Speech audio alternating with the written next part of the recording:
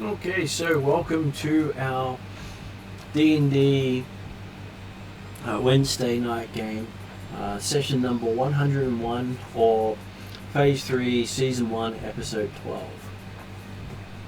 Tonight online we have Jeremy. Good evening all, I'm playing Dmitry Dimitrov, the Bulgarian humble peasant origins, growing to be a sage and wise man for the world. Always willing to provide his wisdom and advice to others. Who were up at magic items?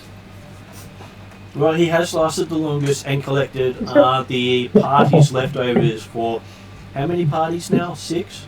Yeah. Somehow or another, apparently, people don't hang around with Dimitri for too long. I don't understand. And that brings us to Martin. Yes, I'm playing Tyrell Silverleaf, a wood elf, half of the Kenzai monk. Well, he had a slight transition from a halfling bard to the current state. But anyway, Well, he grew up. Yeah, that's right. He's like 6'2" or something, or That's right. 6'4". Put away the childish things. So he's a little small for an elf.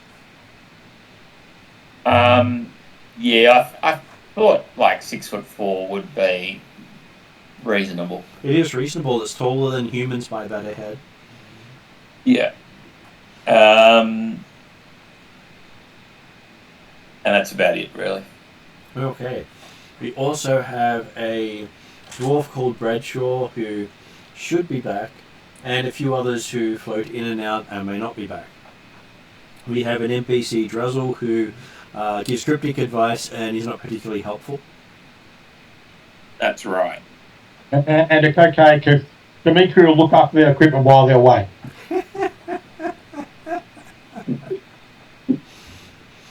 Please, just look over that cliff while I hold all your stuff. Why? No reason. Shove.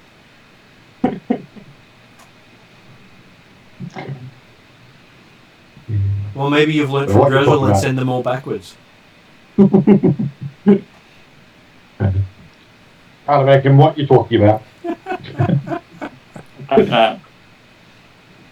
So you have learnt about a ancient crashed starship in this region, believed to have been a fallen star with lots of weird and alien creatures in the region, and strange glowy stuff at night. So the various formations and stuff you find here have a greenish glow in darkness. And they're so wonderful to eat. Maybe they're just warning of the nearby gnomes. Because we all know the blue glow is to let you know of nearby goblins, so green has to represent something else. Yeah.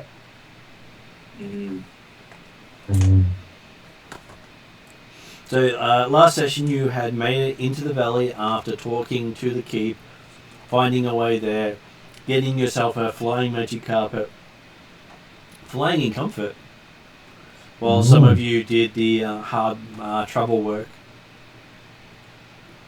and eventually made it to the actual valley shaped by the fallen star. And in your way there you came across the Rhino 8th hybrid. That's what yes, it's the Rhino 8 Centaur. Not quite a A centaur. rhino on the bottom and a gorilla on the top. So it might be a Bitor because it actually had 2 visible faces.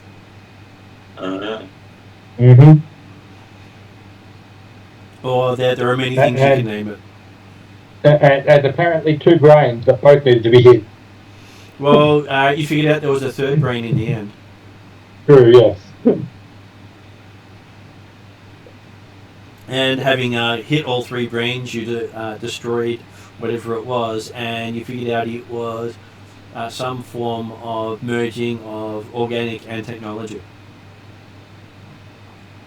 Not long after this, you found a slither of metal you couldn't bend, break, or reshape, but when you struck it hard enough, would cause whatever struck it to go flying off in a different direction. Oh, yeah. And Trellin was nice enough to recover Dimitri's staff after Dimitri sent it flying.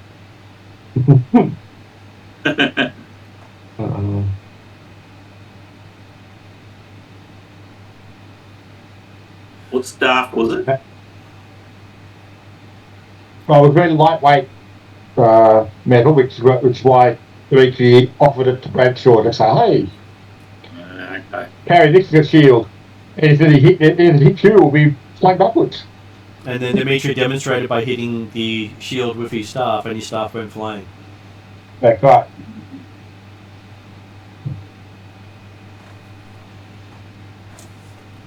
Okay, so in the in-game world... Where I think actually Bradshaw probably put it behind him, possibly covering a small hole in the back of his helmet.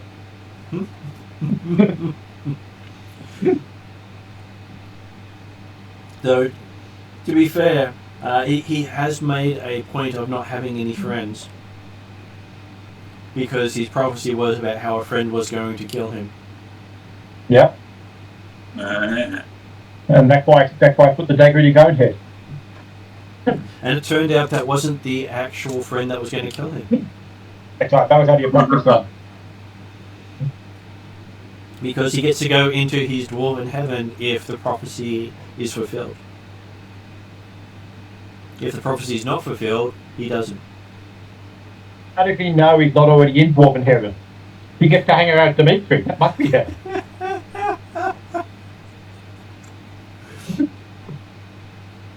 Well, No, I can attest to that. Not heaven. Well, from the dwarf perspective, gnomes don't exist in heaven, so obviously it's not heaven. Or maybe they're just wrong about heaven. Well, their stories can't be wrong. They're all set in stone. Literally. Yeah. So yes, you wake up after having a rest in the valley. And you realise that your group of 4 is now a group of 3. Yep, and we lost the dwarf somewhere along the way, but hey, he probably rolled over onto the metal and got flung away into the air somewhere. It was his turn to be on watch. So everyone, all of you woke up to the light coming into the valley, having been sound asleep. And he had a somewhat more restful sleep than we expected. And from Trellin's perspective, he'd been in a trance for a little while because while the dwarf was taking watch while he was in the trance.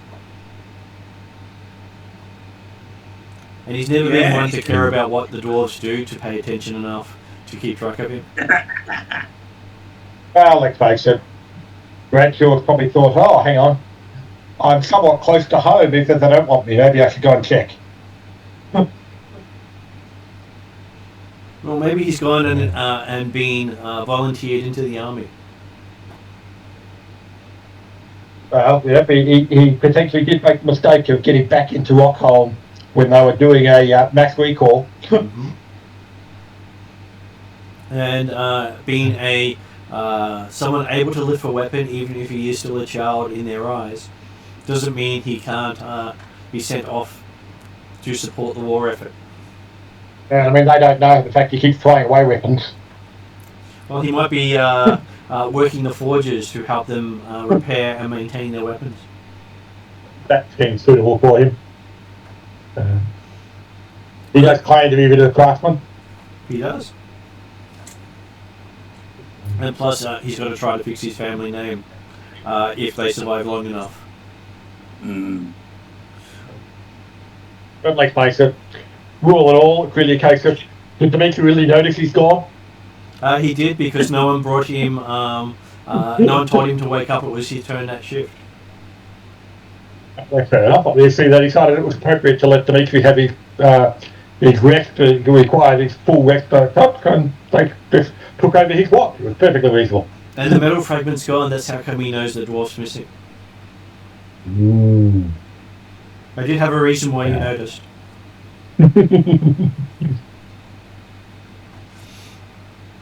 Well, I'm sure there's a few more of those metal fragments around. You did sleep amongst quite a few large pieces of them. Yeah. But yes, he's not going to put one into one of his bags because, hey, the edges are a bit jagged.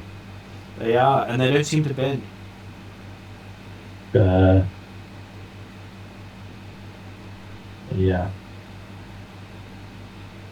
Maybe that's what he did. He decided he wanted to go try and get to a forge where he might be able to try and bend it properly. I'm sure it'll be interesting to see him striking it with the hammer. Maybe he'll get a reputation for throwing his hammers away. What do you mean, get a reputation?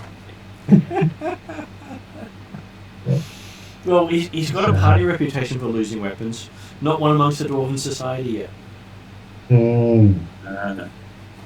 It's not like Dimitri has gone to them and told them his stories. No, the dwarves have not been blessed with Dimitri's wisdom yet. That may come. But either way, Dimitri will look across towards Draggle and basically say, he'll turn up. Drazzle just looks at his book and shrugs. I think Dimitri wasn't actually addressing Draggle, he made it looking pointedly at the fact that, yeah, with Draggle around, things could happen obviously anyway, so... And with your expert look at the campsite, you realise that the fire went out sometime during the night. Bloody dwarf, I don't even know how to set the fire properly before he leaves. And so it's cold rations in the morning.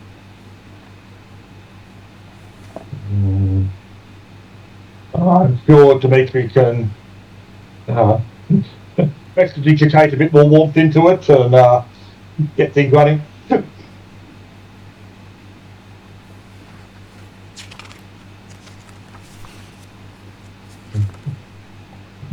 Well, let's face it, Dimitri can start a fire pretty easily.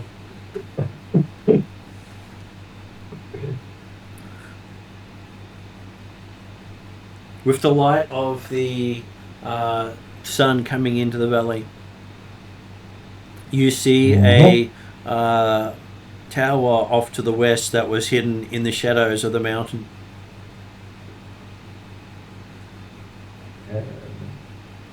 Off to the west, so that's sort of back the way we came somewhat. Like we came from the northwest, didn't we? Let me see, I'll bring the map up for you so you can actually review it a little easier.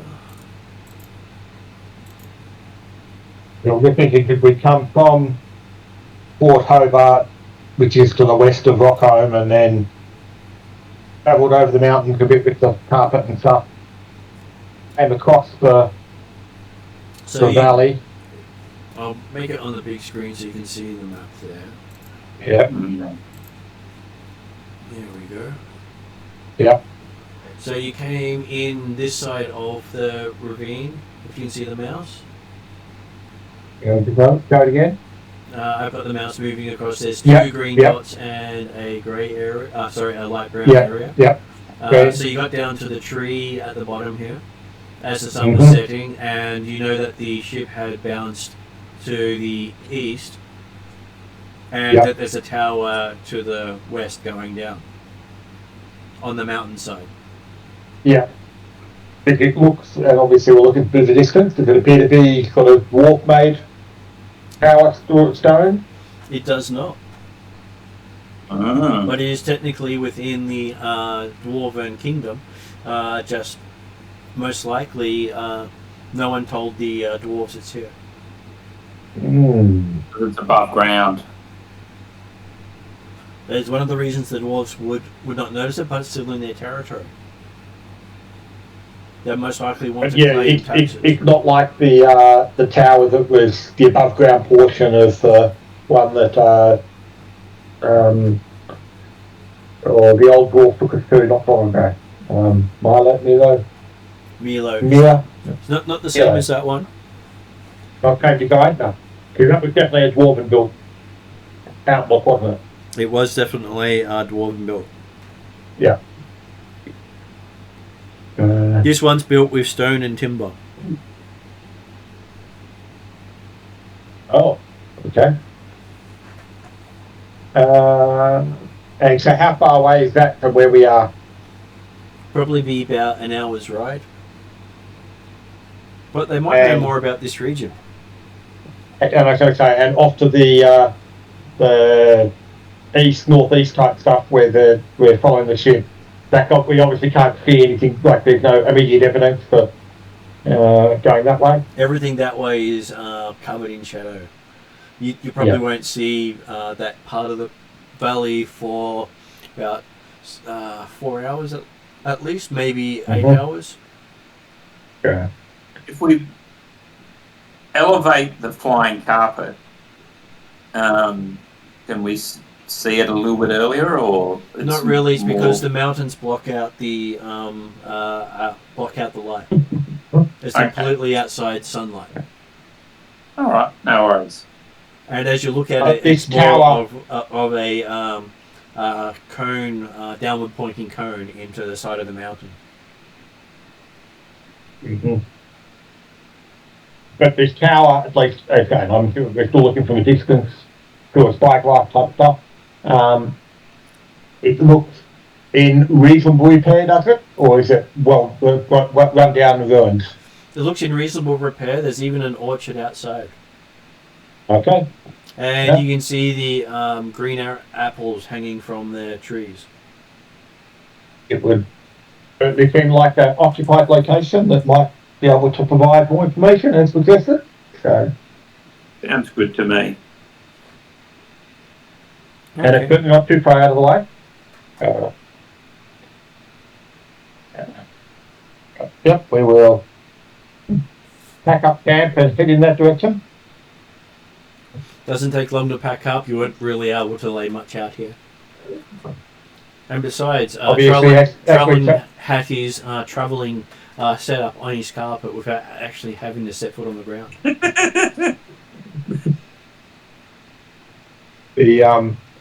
So as we travel along, we'll certainly keep a lookout for more rhino apes and any other strange creatures. As you traverse the land between where you camped and this tower, you can see old footprints of various shapes and sizes. Some you recognize, some you've read of in books, and some that just don't make sense.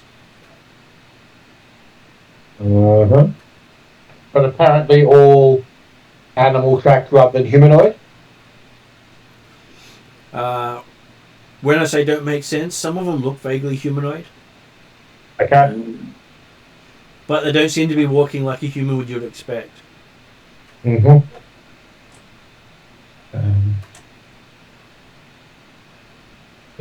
And are we seeing evidence of fresh tracks around here?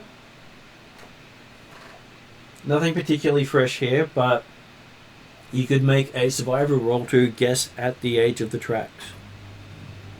Oh, have a look. Obviously, Dimitri knows all. Cool. 19, that'd be half a chance to hang on a moment. That will make a big difference. See what a 19 converts into.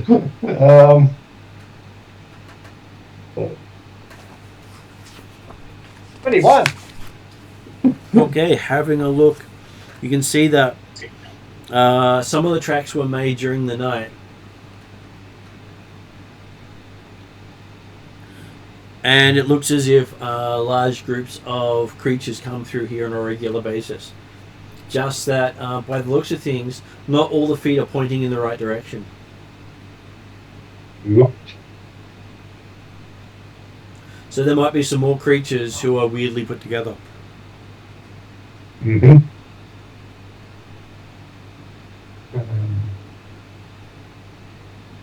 Okay, well, again, we will watch out for the oddities and for the normal. But as we're approaching the this tower, is there any evidence like smoke from cooking fires or anything like that visible coming up to it? As you look with the spyglass, you can see it's a Moreton Bailey style castle on the side of a craggy hill overlooking the valley. The three sides of the hill are steep and jagged, while a narrow trail winds up the eastward facing side to a stone gatehouse. The Bailey wall is made from a mixture and sharpened timbers. A green and white pennant flag atop of the keep is flapping in the wind. You see men in steel caps and leather armour visible upon the gatehouse. You recognise the flag as a Traldar design flag. Ooh. So it's not Traldara designed, it's Traldar designed. Yep. They're a long way from home and a long way at a time.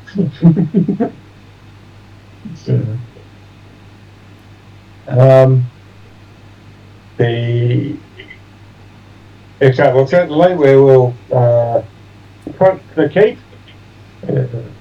I'm trying to say, I see no reason to be particularly trying to sneak up on anything like that. If others have no time, I'm figuring that also Razzle's cart isn't really all that stealthy, so and we can be seen from quite some distance. So I figure that we will approach and announce if we get within hailing range. Okay, so as you get closer, you can see that there's about 50 men lining the walls with weapons ready. Most of them have short bows as their weapon of choice. Each of them has a spear across their back.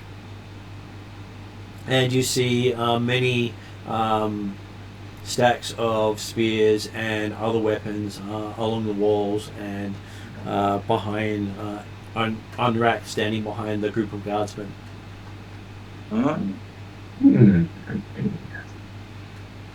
The weapons all look to have been heavily used.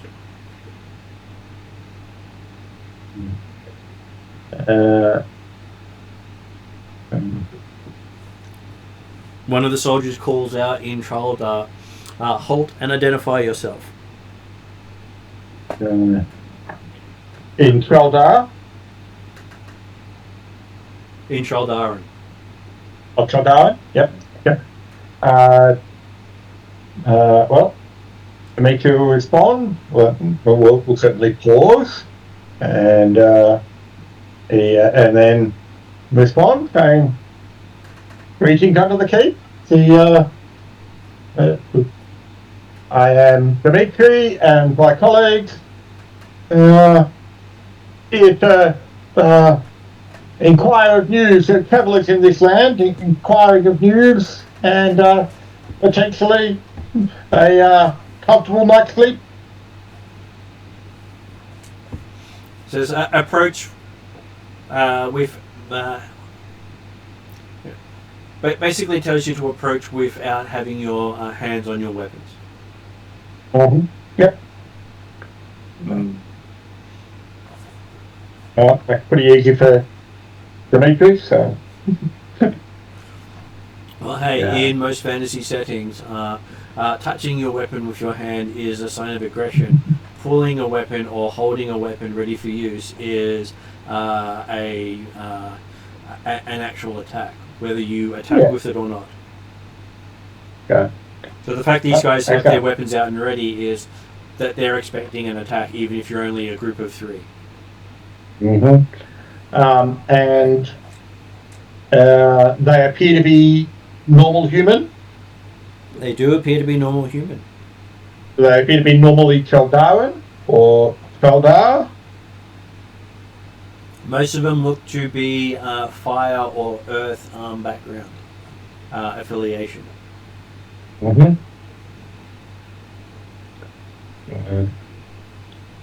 And the weapons that they wield seem to be a mix of bronze and iron.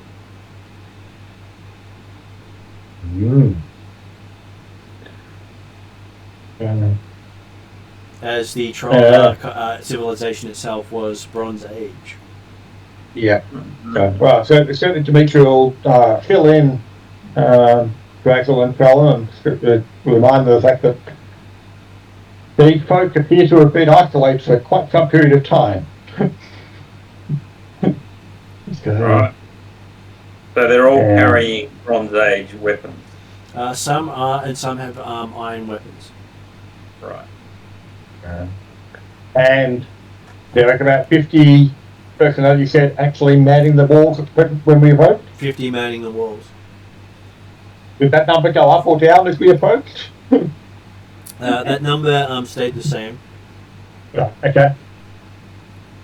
But you do notice that as you get closer, a lot of the ones on the walls seem to point their bows further afield. Right. Obviously, we're not the primary threat. They're still potentially expecting still others might be coming though. And as you get closer, you see claw marks up and down most of the walls and the bailey on the outer edges. And there's lots of drag marks of large creatures having been pulled out of the region on the sides that aren't against the cliff. Well, okay, certainly as we're approaching and seeing some of these marks coming in, so yes. Fear not, we are certainly not like the distorted beasts that seem to roam these lands. Okay, so as you get to the main despite gate... the fact that Dragon probably looks like a distorted beast from their eyes, being a Dragonborn. As you reach the main gate, you see the door slowly lift up with a loud clink with each foot it rises. And you see that the gate is probably about 3 times as thick as a normal portcullis. And that the gates themselves have been reinforced multiple times and show signs of heavy battle.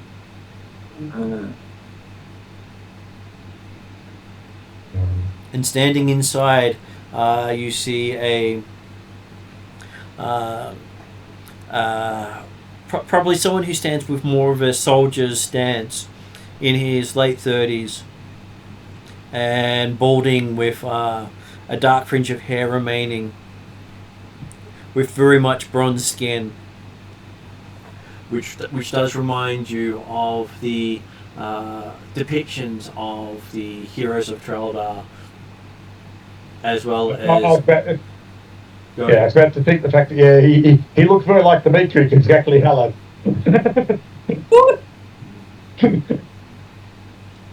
He does have a bit of a similarity to you, except he looks more the warrior, whereas you look more the wizard. Yeah. So he has that strong jaw look, and the what you don't find usual is the keen intelligence in the eyes. He greets you as refers to himself as Baron Uthar, Warden of the Northern Watchers, he says. He's pleased to meet you, my Lord Baron.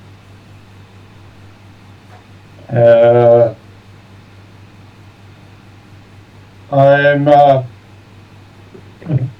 not familiar with this region of the Northern what? The Northern Watchers, he says, it is our family's ancestral land, only reclaimed 10 years past. Wow.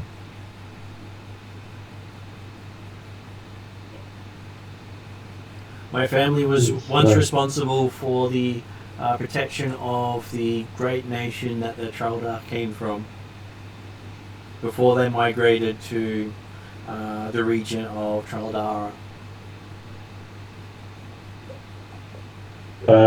And so they held the Northern Watch. And indeed, it is good to see the true owners of the land reclaiming their rightful locations. Just come, have a meal, relax and rejoice, for you're amongst friends. Sounds good. So, should we be warning them about this being Rockholm?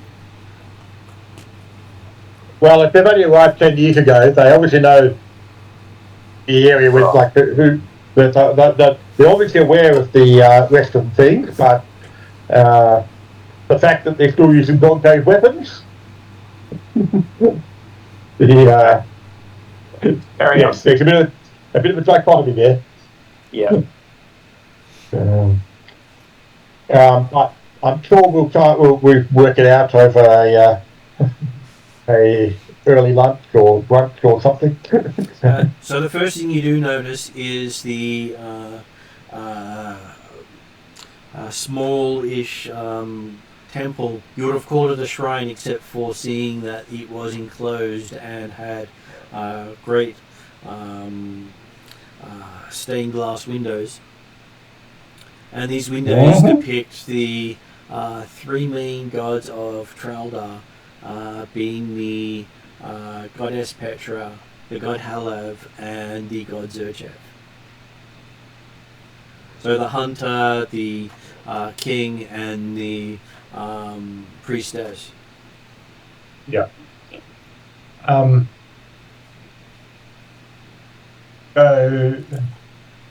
Okay, yeah. I was thinking, in my head thinking, hang on, don't the Traldar predate Halav's going through Halav's ascension, or even Halav's existence? So, I'm guessing not. Halav was a Traldar. He was Traldar, okay. He was Traldar. So he predates the Traldaran. Yeah, no, that's right. I had in my head that he was Traldaran, so, but yeah, that makes sense then. So he became a god in the point where Traldar ceased to exist and the Traldar existed. Right. Okay. So he's in that middle ground between the two. Because he was the last king of Traldar. Yeah.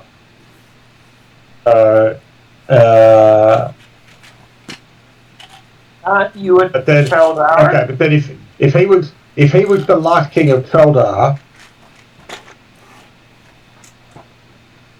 and so these guys are definitely Traldaran rather than Traldar.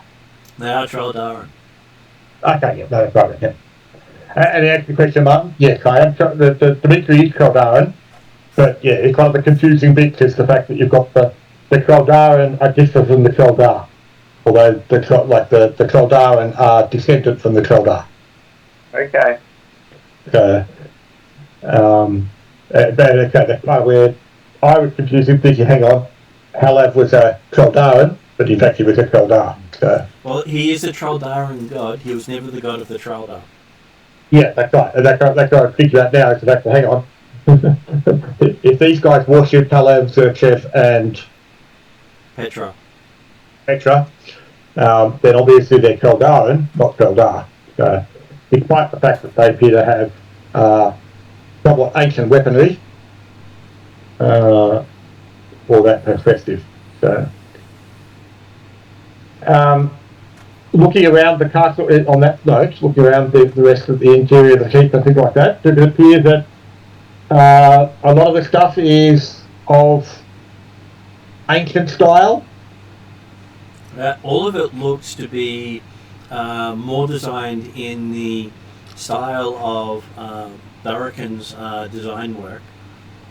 It actually looks very similar to a base design of the watch keeps of Durakan itself. Everything is very practical, except for the temple. the temple is completely impractical for what it is, and the castle itself looks big enough to hold maybe 400 people. Okay. But As, certainly, go go ahead. on. I'll let you finish. Okay, but yeah, but certainly looking at the sorts of equipment or machinery or bits and pieces, like effectively the technology level of the internal of the keep is modern equipment, but for some reason they're using bronze and iron weapons rather than steel weapons. Is that right?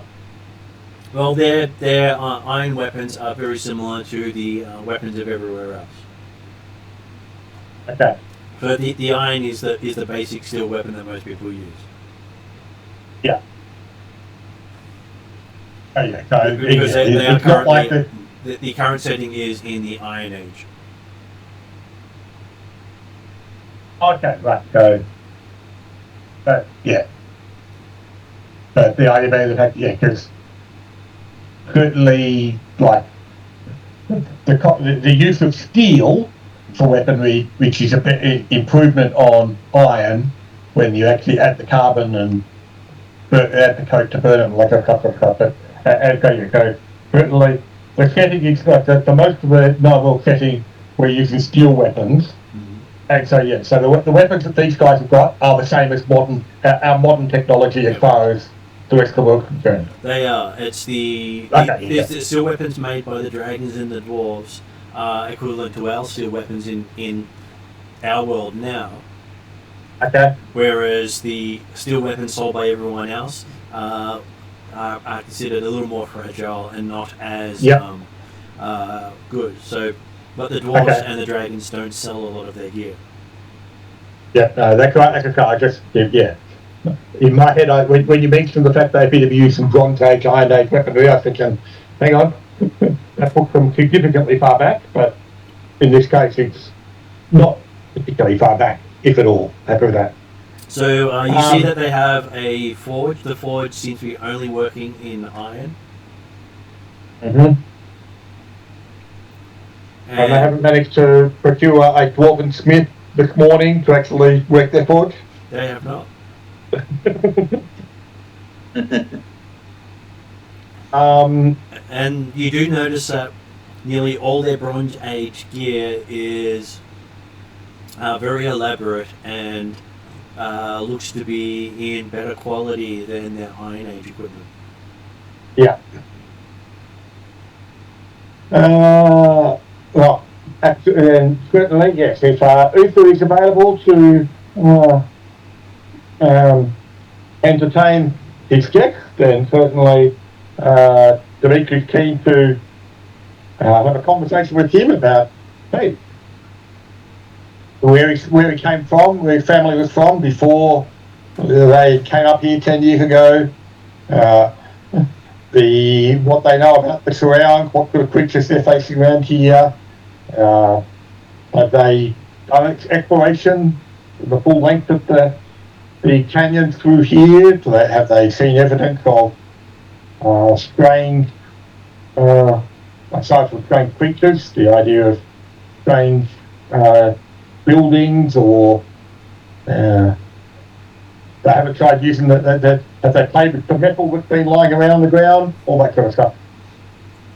Okay, so he introduces you to his wife, the Baroness Alessia, and you find that he has 200 soldiers stationed here to protect the keep,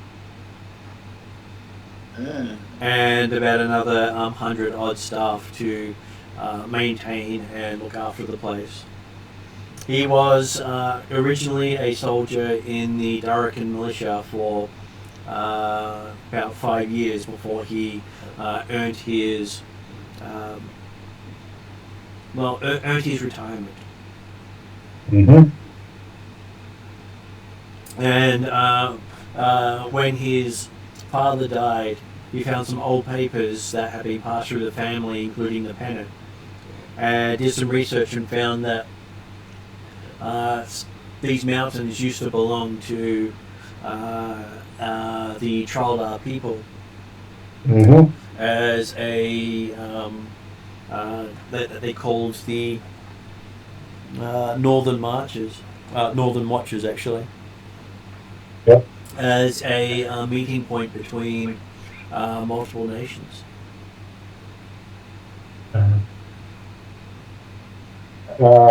And so, Duke's not going to ask it directly, but from the conversations, it appears that he has taken the title of Baron for himself from Baroness for his wife, based upon the ancestral paperwork he found, as opposed to necessarily being recognised by current monarchies.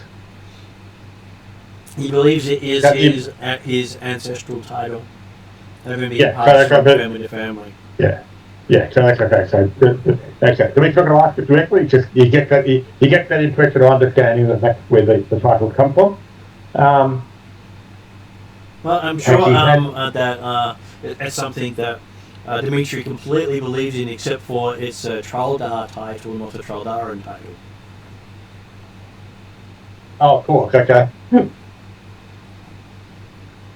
So the Northern Watchers here were part of the Traldar Empire, not part of the Traldaran Empire. Yes. And the paperwork he found is only a few hundred years old, as opposed to. It basically dates back quite a few thousand years. Okay. So the notations of it do state that it was probably about 3,000 to 4,000 years ago that this was the ancestral lands, Mm-hmm. which means it might actually be your ancestral lands as well. Well, and that's the thing. Certainly, if Uther and Ayesha are happy to have our company for a while, and the others are not too requirement to actually leave immediately, Dimitri would certainly be happy to, if you had the opportunity to look through the paperwork, and as a scholar of history and certainly interest in Traldar and Traldar specifically, he would be most curious to review and see some of this documentation and paperwork. It just so he can practice and assess his own, filling some of the blanks of his own knowledge of history, and be happy to fill in some of their blanks too. So looking through the paperwork, you realise that they are describing the expansion of the Nithian Empire before it fell. But all the words of the Empire have been omitted. Mm-hmm. And the all the language has changed. Why would that be? The gods had destroyed the nation and deleted all knowledge of the nation from the people that remained. And so, yeah, so Dimitri won't endanger these fine folks' lives or mortal souls by providing them information about Nithia or filling in that sort of blank, but he will certainly take the mental note of, okay, that will fix him there. And that this location was originally had a tower on here as one of the watch points of the kingdom, allowing its people to travel and trade beyond the western border of the main nation. Is there any evidence of maps or anything like that that left as part of paperwork, documentation? Just enough to find out it was somewhere roughly in these mountains. It could have been on the Darrakan side, it could have been on the Rockholm side, or it could have been on the Karameikian side. It's very hard to tell exactly where it went, but this valley is far more suitable to build compared to the rest of the mountains, absolutely. It's a more suitable settlement location. Yeah. Do they have much trouble with the dwarves? From what you can gather from them is because obviously they're aware that they're in Rockholm, or what be considered as Rockholm by the rest of the world. Think he's come from Darrica? They know it's in Rocco, but they haven't informed the dwarves yet until they can trade with the outside world. Yep. They made themselves self-sufficient. Because north of the hex they're in is the Nithia River. Mm-hmm. So they're intending on taking it into Rockholm at some point to let the dwarves know they're here. But they're far from where the dwarves venture. This is dwarven in name only. But that seems like, yeah, so to make you sort of not surprised that the dwarves haven't necessarily argued their position because, well, yeah, this is all part of Rockholm because no one else wanted mountains. So, and that they had come across because of the documentation, they managed to come across a pile of Traldar relics which they have equipped their army with. And fine examples of the relics and weaponry I saw before me. Okay. So, with the opportunity, okay, take a look at presumably some of the trophies on the walls or things like that, or if Uther has his weapons nearby, he'll certainly curious to take a look. But and also we'll talk about the idea of, have you considered whether it's going to be possible to get a trade route back across to Port Hobart? He has considered it, but to be honest, he's just been trying to defend themselves because over the last few months, attacks from the eastern side of the valley have been growing. And what form do they take? Misshapen beasts of some unknown creatures that don't seem to feel pain, but their bronze weapons do more damage than their iron weapons.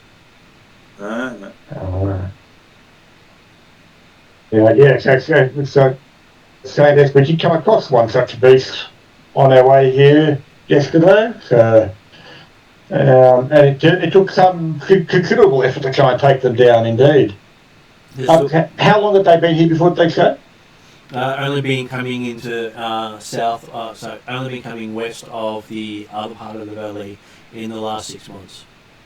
Yeah, no, the attacks were coming in the but how long had Uther? When did he set up his campsite? His settlement again? He started setting the settlement up 10 years ago. 10 years ago, yeah. So, was there anything that happened 6 months ago that might have caused a change or a reason for these beasts to suddenly appear? There were his scouts had spied griffin riders descending upon their region. So Friday's group. Yeah, Dimitri says up in his square bloody Titans. And it was Friday's group, so you know who did it. Everything has a cause and effect. Yeah. So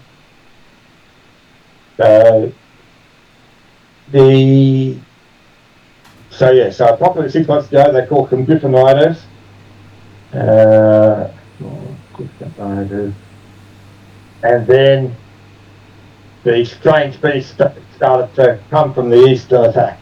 That is correct. They don't work the metal shards in the valley because it's beyond their skill to work.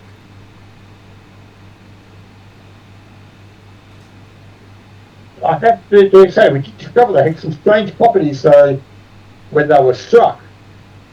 Have you considered even just lining the exterior of your walls with the metal? Yes, you can't guarantee the effect, they say. And if something's intelligent enough to use it against you, they can send the force the opposite direction. Certainly a disadvantage, yes, admittedly. my own experiments were incomplete. But they are very good at transferring energy. Yeah, and except, of course, Dimitri's thinking to himself, yeah, the main reason the experiments were incomplete is because you tested once and then gave it to the dwarf to continue the testing and the dwarf disappeared. Maybe that's a sign, he says.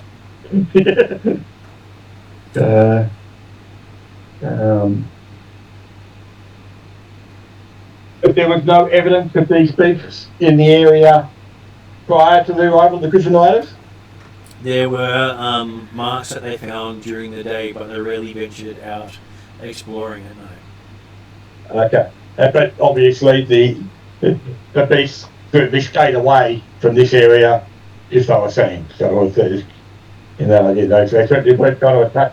So the beasts, is there any coordination to their attacks, or they appear to be singular beasts? They have been escalating over the 3 months. So for the first 3 months, the attacks were small, and we only needed to have maybe 10 to 20 guards to repel them. And over the last few months, it has gotten to the point where we almost need to have the entire regiment out to protect the keep with the numbers that come. And of a morning, when the attacks have finished, the bodies have gone. So where do they actually come from? They come from the east, in the hills. There's some sort of metal that can't penetrate in the hills that seem to be related to the shards found out through the valley itself, and they all seem to come from that location. And the beasts only attack at night, or they attack during the day as well? They normally attack at night. Because I always see, we know the fact come out at night. Mostly. Well, I mean, that was it. Obviously, the walls were well defended, despite it being a couple of hours after sunrise when we arrived. So, obviously, they maintain the good watch. Just because they mostly attack at night doesn't mean they always attack at night. Occasionally, and certainly we had tested the Rhino 8 beasts that we saw yesterday, or pair of them, certainly decided to charge us in broad daylight. So. Yes. They don't patrol the valley as much as they used to because of that. Understandably so. And you say the Keldar relics are particularly effective at taking them down? The bronze weapons are more effective than their iron weapons, yes. But the bronze weapons were amongst the stockpiles of the war against of the war that King Halad fought in. Good. And so looking at these bronze weapons, do they appear to actually have magical aura, or yes, aside from they do have their holy auras on them, and you do recognise that most of them have Nithian glyphs on them. Yep.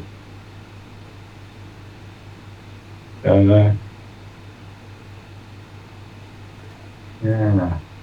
Well,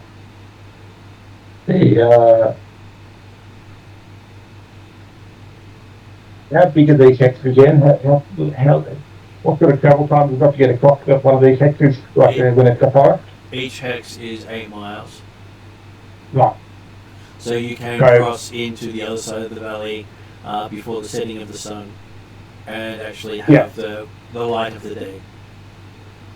Yeah, and particularly if we took the Phantom Steed, we can easily get across to the hills and back again in a day if we wanted to. Okay.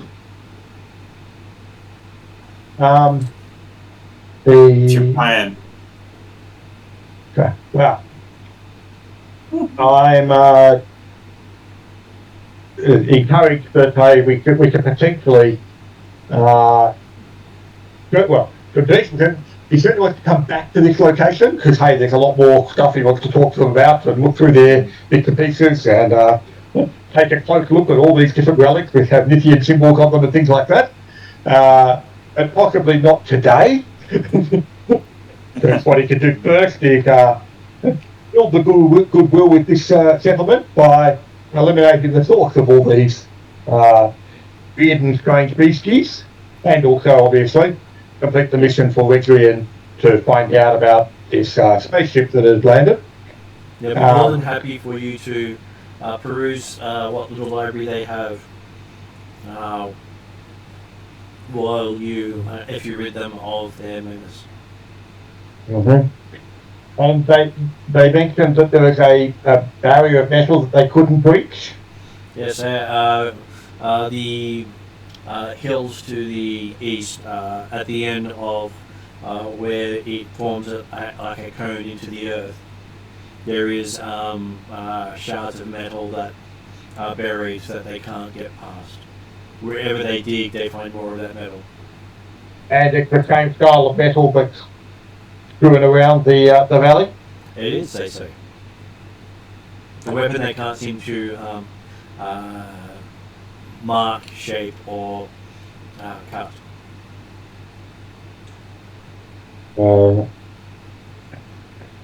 And, okay, so by this time, I'm guessing we've ended up spending a few hours chatting with Uther and Co. It'll probably be about mid-morning. Okay.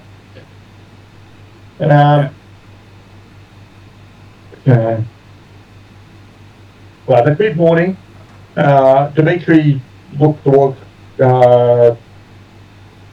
Colin and Grackle and suggests that we can make a quick trip over the hill to examine this impossible barrier during the daylight before the majority of these do a better chance of not being attacked by these strange beasties. And then return here for the evening, so we may be able to help if there's an attack over the night, but also have a safe place to go, and then return to the hills in the early hours of the morning when we're going to have more time to actually, if we can scout a place today to try and find out what's there, but with the intent of actually making more concerted effort to get in tomorrow. Does that work for other people? Would you be able to memorise 2 phantom steeds? Dimitri can certainly provide the steeds readily enough. He can do it as rituals, so he's not using spell slots. That's right. All right, awesome. And Dimitri is actually particularly skilled at rituals, so he only takes a minute to cast the ritual. So, awesome. Yeah.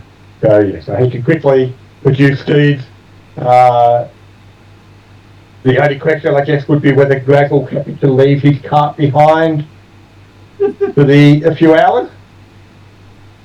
He pats it and says, well, he's sure the world won't end again. Right. He's sure the world won't end again if he leaves it behind. Well, Dimitri's privately thinking, or of course the cart won't meet us there to say. So, but yes, on the idea that he can quickly summon up three steeds. We can dip across there before midday, have a few hours to look around, and then come back again before nightfall.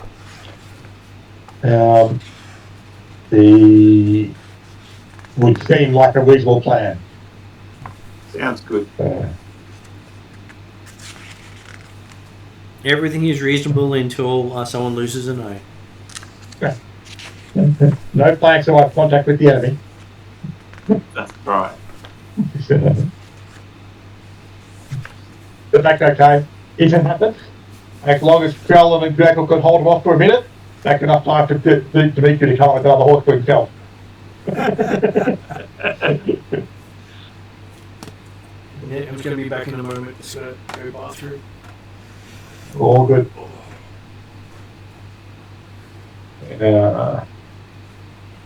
So, given the party structure, it Yep. looks like I'll be doing melee.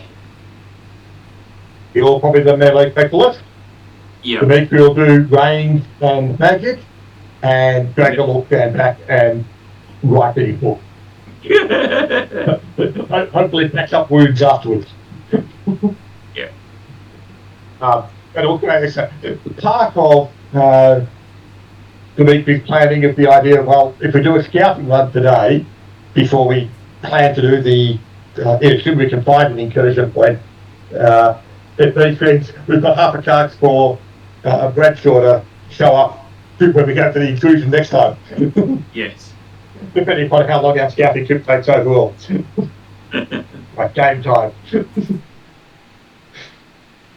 And obviously from Dimitri's perspective, it's the, hey, it gives you more time to actually study the stuff they've got here.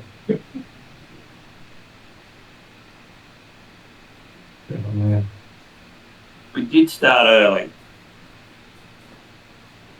As in gaming today, yeah. Well, we started on time because we were all here.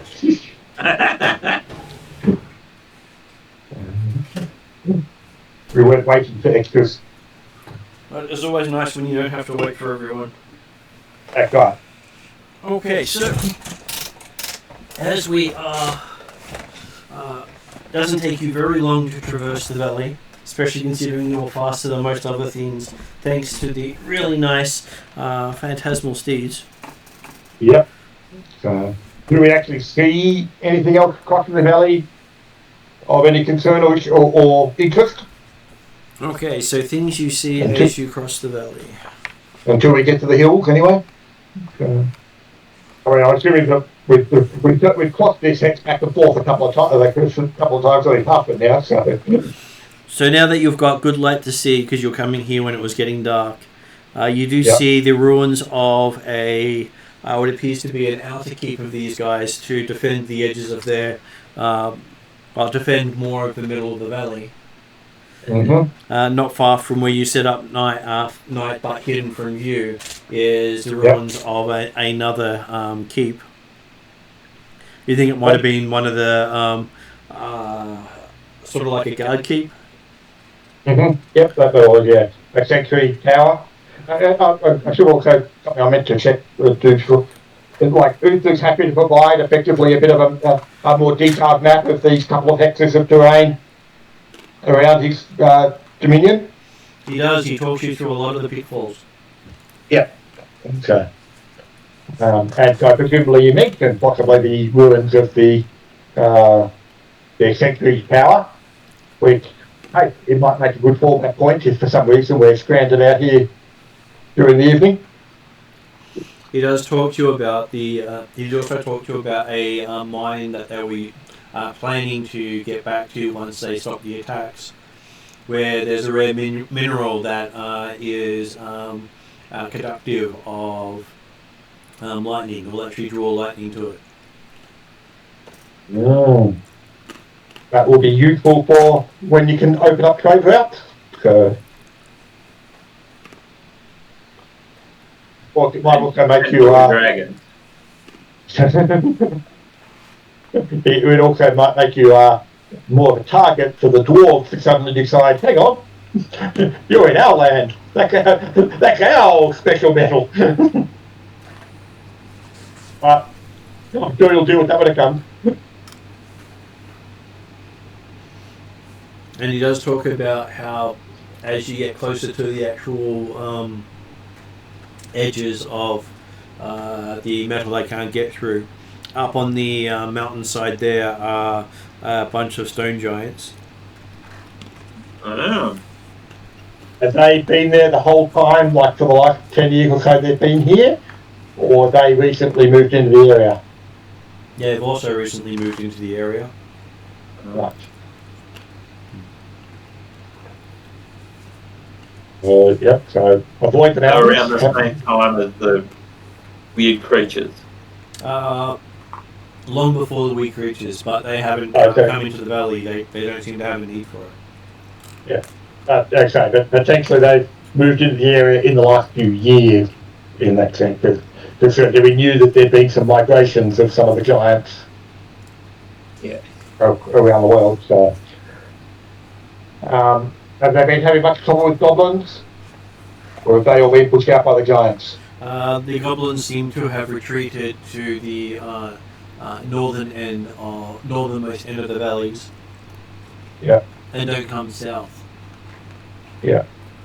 You'll find them more in the rivers than anywhere else. Does they have much magical support? Like with wizards or anything like that amongst his staff? He has a couple of priests, but no wizards. Yeah. He said he lost most of them in the original attacks. They seem to target wizards first.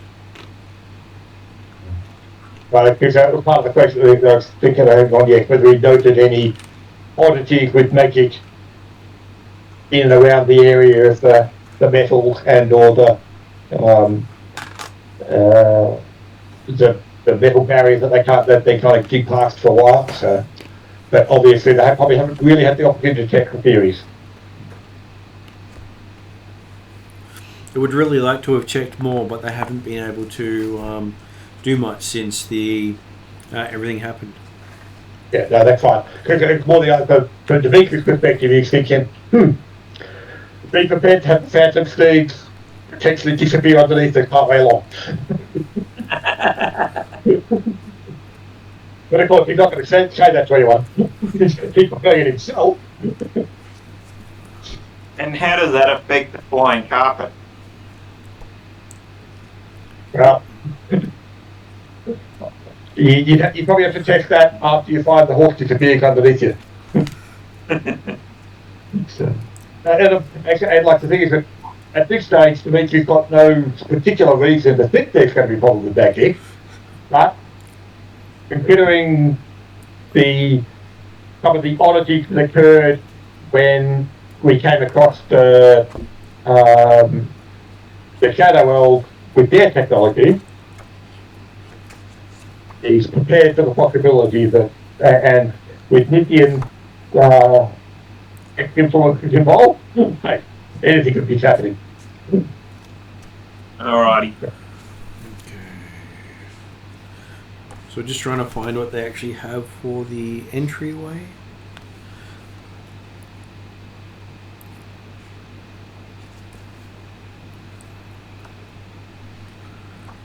Because don't you love it how the map doesn't always say where everything is?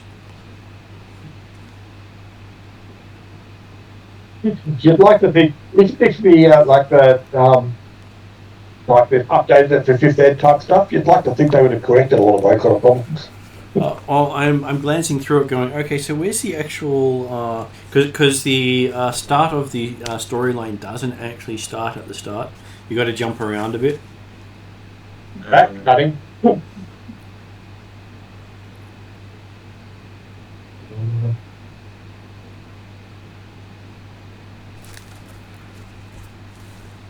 Just trying to make sure I get to the right section to say, here's where you are. What about, just look at the big arrow that says, you are here. Well, they have entire alternate beginnings, and the region around the crashed ship.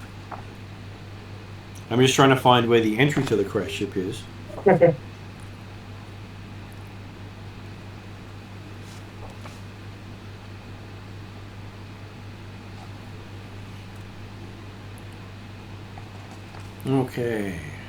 So yes, you do come across what appears to be a pile of that strange metal, but it doesn't seem to be bent or misshapen. It seems to be smooth.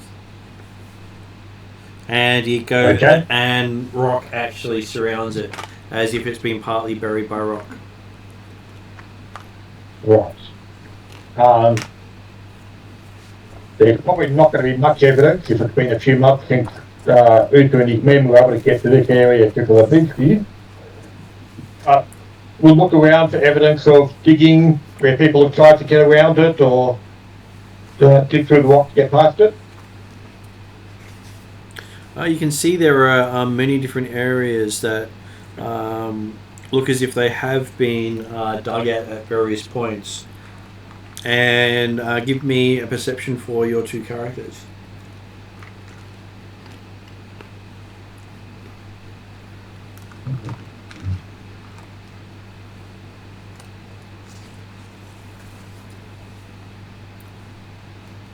Uh, 31. 15.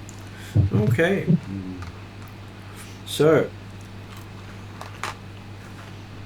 Trellin just sees shiny metal buried in the ground.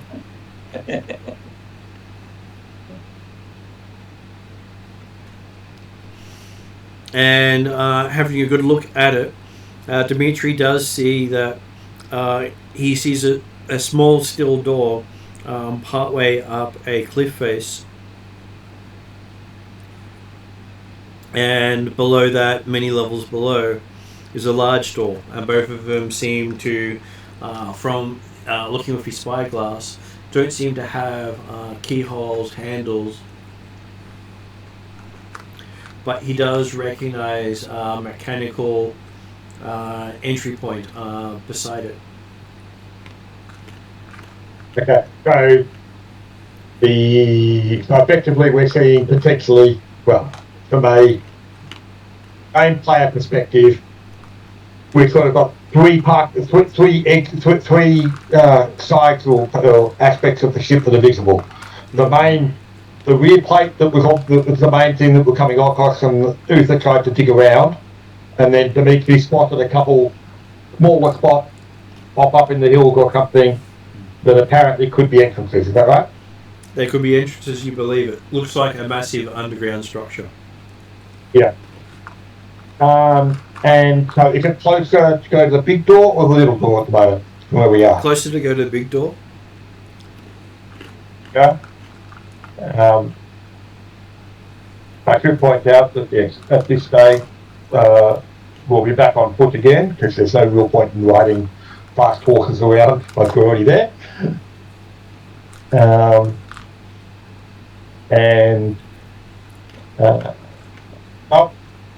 Like I said, from Deli's perspective, the main point of today was scouting expedition, so he's happy to go have a look at the big door, or the potential big door first, and then the little door, and see if he can work out how they might open without necessarily trying to actually. He's not going to try and open the big door first, but you might see if we can work out if there's an opening mechanism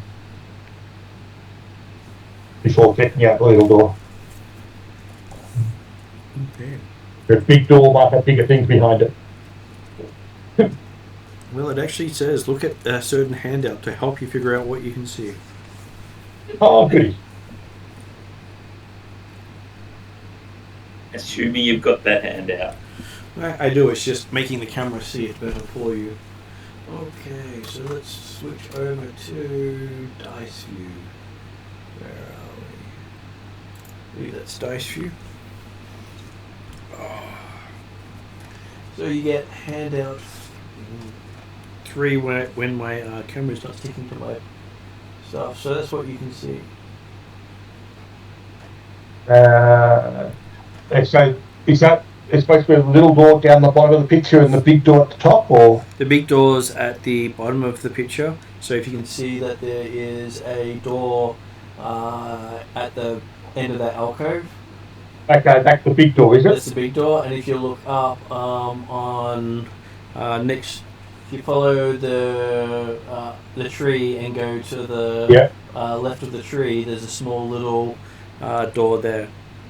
Right, okay, and obviously it looks like the access to the small door is going to be challenging unless you, is that right? Well, you have a flying carpet. So absolutely, I'm not saying it's going to be challenging for us, but I say the way it's set up, there's not a nice convenient footpath leading up to that small door. No path leading and up. I'm assuming the side of the spaceship's a bit hard to climb. As you run your hand over the metal of the door itself seems to be frictionless. Yep. Typical climbing material there. And while you can see the seam where the door seems to go into the wall, you can't feel the seam. Right.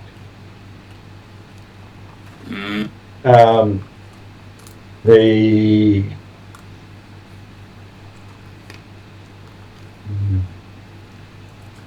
is there any apparent mechanism or lock that might open the door or activate things or something? You saw one at the small door, but you don't have one down here. Oh, okay. So, having looked at the big door and not necessarily been able to work out an immediate way through, to make you suggest, well, now come check the where the magic's affected around here. Do I tell you magic carpet and we'll fly up to that smaller door? I can so I can go up on my own because I can run down hills.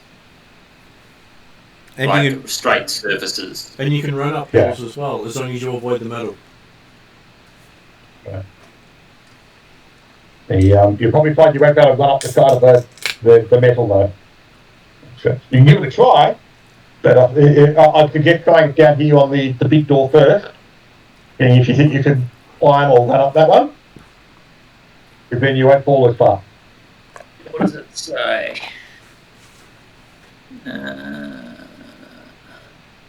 Demetra would like to try to have the flying carpet take up to the small door, so then we've got a nice solid base to work from, and can then examine it more closely. All right, let's do that. So coming up, following the carpet up to the top, you do find that the ground here shows signs of griffin claws.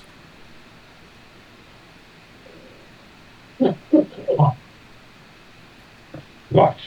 As well as Ethangarian designed boots.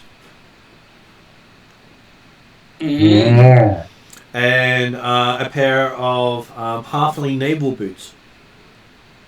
Well, part of the reason we came with the reason we got here was because there've been stories about a strange ship and a number of expeditions that had gone there and not returned. Is that right? Or well, one had come here and had left because they weren't prepared for what was inside. Yeah.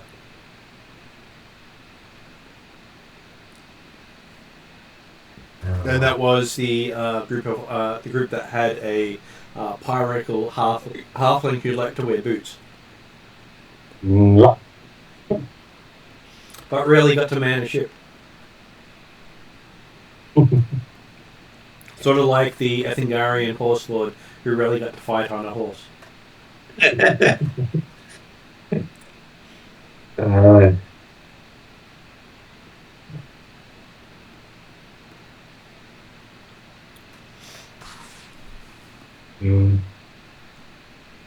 And as you get in there, up there, you can see that there seems to be some sort of mechanism next to the door. Okay. Dimitri will examine the mechanism and try and determine its workings and see if he can encipher if it is something that opens the door, how it might be used to open the door, what we can do. So, I'm just getting myself to where the actual map of the area is. So when I tell you what's in different locations, you don't end up in the wrong spot. And strangely enough, I was looking for the map and I was on the maps page. Gee, I'm firing well today. Okay, so as you're looking at it, you find something put in your hand.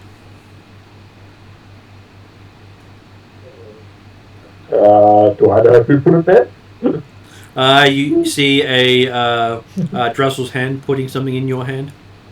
Right, okay. And what's he putting in my hand? It seems to be a rectangle slither of glass. Alright. Does it look like it will fit in the door or something? Dimitri might take a look at the glass and hold it up to the light and see if you can see through it and if there's any markings on it or... Oh, give me an investigation roll. Yeah. It's dice to him, wasn't it? 29. I've had a 19, 2 18s and a 19 so far. So does this mean you only roll well when everyone else is away? Well, no. It means considered combat starts, I'll be rolling 2s and 3s. Okay, having a look at it, you can see that there seems to be a circuit inside. Okay? As in, like, well, from a player, I can understand the interpretation of the circuit, but does Dimitri understand? He has had conversations with Rheddrian about where his technology came from. Yeah, and also he spent time on the Beagle.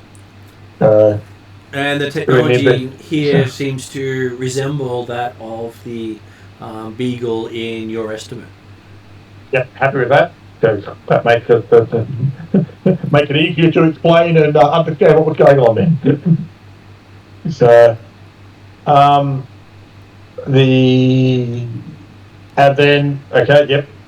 we'll take another look at the door mechanism, and I have a look for any buttons or bits and pieces, or more than likely looking for a slot. Or possibly even just a panel that the card might be waved in front of or something. Well, you wave the card in front. He's not doing it yet. Not actually using the card to activate anything yet. That's looking to see what could be done. Looking at it, it doesn't have a slot. It doesn't have a something you put it against or in or around.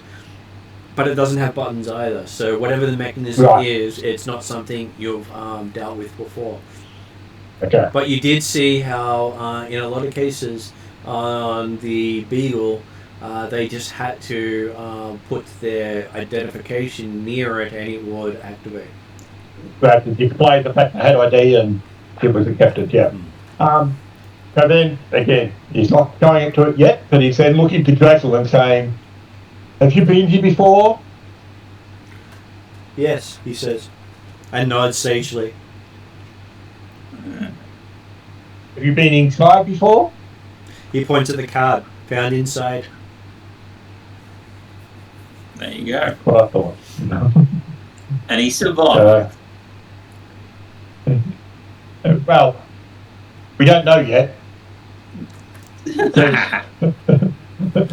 might be talking to the person who's been inside, who's coming inside with us now. Okay. But he's been inside, or he will be inside. Give us the card now. Drizzle pats Dimitri on his shoulder, saying, "Dimitri, learning." Yeah.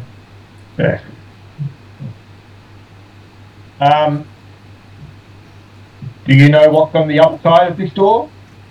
Doors.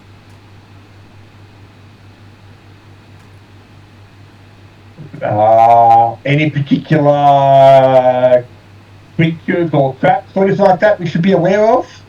Yes, he says and nods.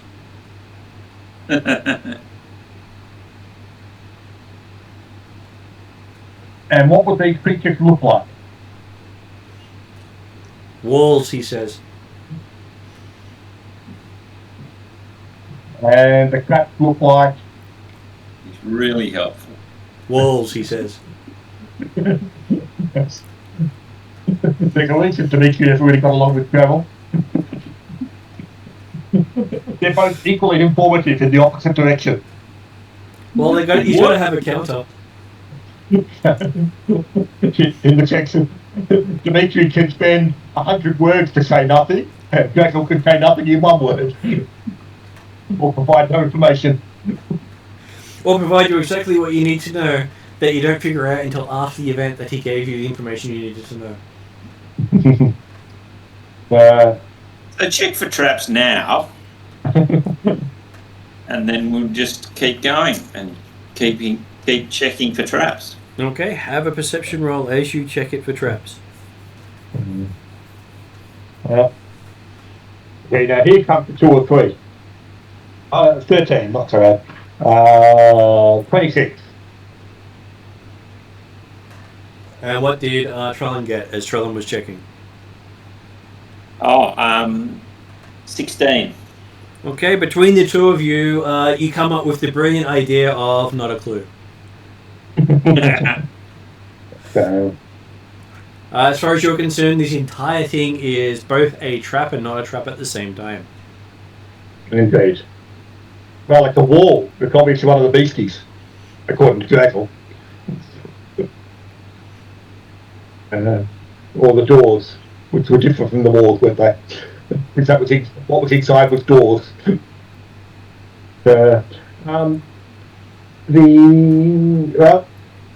Dimitri will attempt to hold the disc or the plate of glass in front of the door or in front of the panel. Okay, so it glows with a golden color, and the door just moves between blinks of an eye. You know it went up, but you didn't actually see it move. Right. And beyond it? Beyond it, you can see another set of doors, only a whole 10 feet away.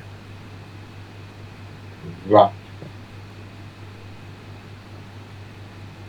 And when you say another set of doors, it's like, do these ones appear to be double doors, or? So, for a player's perspective, you appear to be in an airlock. From a character's perspective, it's a room with 2 identical-looking doors either side of it, but one's open now.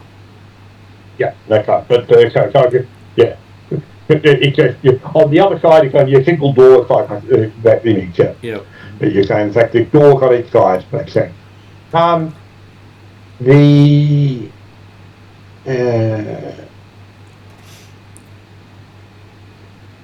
Dimitri will try holding the glass plate, like showing it to the panel again. Before we try and step in or do anything like that sort of stuff, he wants to actually close the door from the outside here. No, it doesn't light up.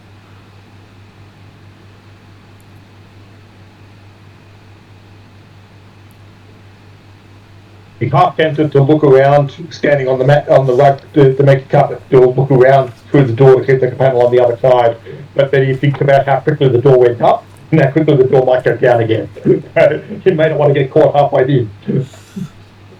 Well, looking down, it does look as if things have been caught in the door in the past. Right. And whatever got caught in the door didn't survive that very well. Or put the left part of it behind.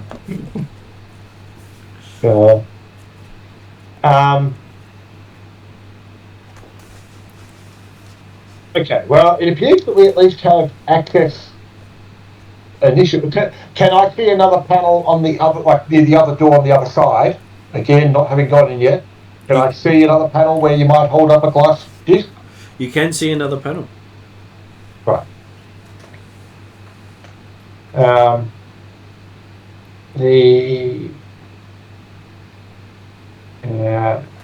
I'm assuming it's now probably only approaching midday-ish. It is approaching midday. Yeah.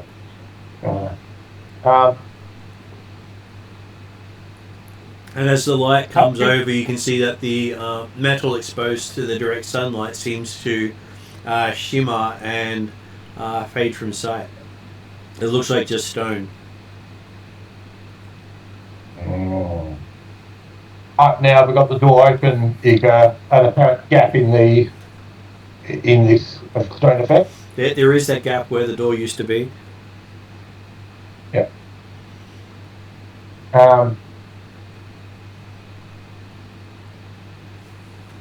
Actually, it's worth taking a bit of a look around the rest of these hills and bits and pieces before we try and enter. Is there any other entrances or exits or? Sounds good. Any other evidence, particularly of, say, griffins that might still be around, or other nasty beasties? Well, you did hear that the Griffin Riders who had examined this site had only stayed here a short time, and they only remember entering, they don't remember leaving. But they did get in. Right? They did get in. And they used magic to force their way in. Right. Yes, because I'm also curious to know whether or not this door is going to close after a period of time before we actually go in there and get locked in. And I'd rather know that it was going to be open for a while or not before we actually decide whether we're staying around in this location. So Dimitri would be keen to actually effectively take the carpet further up the apparent image of the past the small door, further up the rock face, and take a look around at what I imagine is at the top and things like that to see what else might be visible. Okay, you did get warned that the higher you get, the closer you get to the stone giant encampment.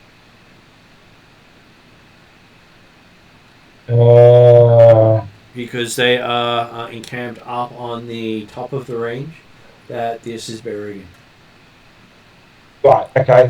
When you mentioned giant pop, I had in my head that I was thinking that they were effectively in the mountains, like in the mountain areas to the north of it, rather than in the hills heck tucked up. They are in the surround. They basically have encampments surrounding the entire hill area, except for where the trees are. Okay. Well, and currently, yeah, like my intent is currently we're staying within the hill heck. It was more just basically exploring the area for a few hundred meters around the doorway, just to have a look around to see if we can get any evidence of like the size the ship might be, if there was an evidence, like in the sense if the ground was disturbed, and hey, that hill, that looks to be a very interesting shaped hill. Was it as the ship buried itself in the ground and then there was dirt on top of it? But it implies that the stone giants are working with the Griffin Riders. The Griffin Riders didn't actually encounter the stone giants. Okay. Because the Griffin Riders are actually they're part of Rheddrian's crew, one of the other teams for Entrer. Okay. Possibly in cahoots with Ayatan or Korendan forces down from the south. Well, they're actually in cahoots with the elemental cults of the Northern Reaches. Right. The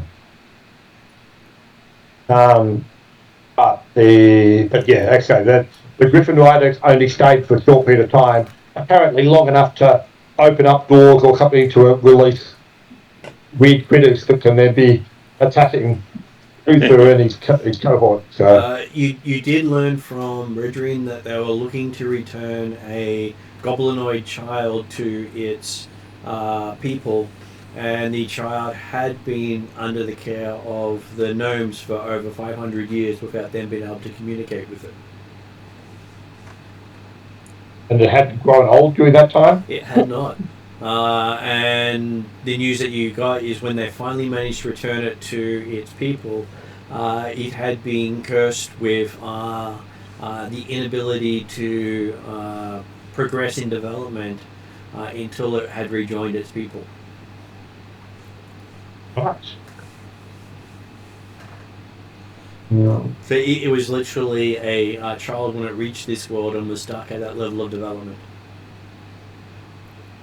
And so they came across this ship sort of accidentally as part of that when they're heading up to find the goblins in the mountains. Is that right, man? They came here first before heading to the other side of the gap where they found the goblins.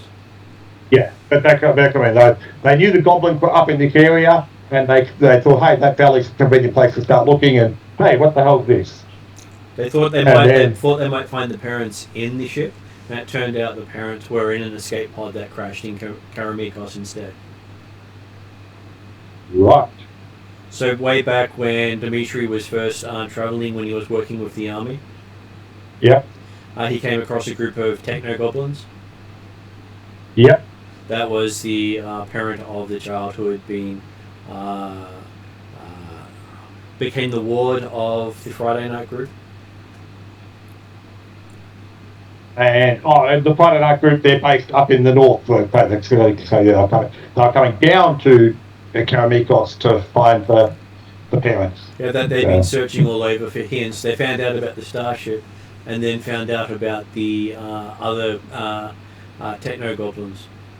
Yeah, no, that's just I was immediately thinking that, all the groups are based originally around Threshold and Karameikos, so obviously that's not the accurate.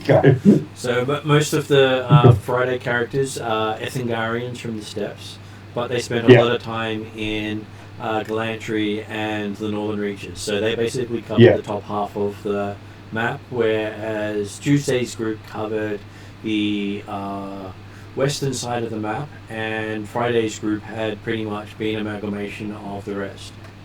Yeah, that's right.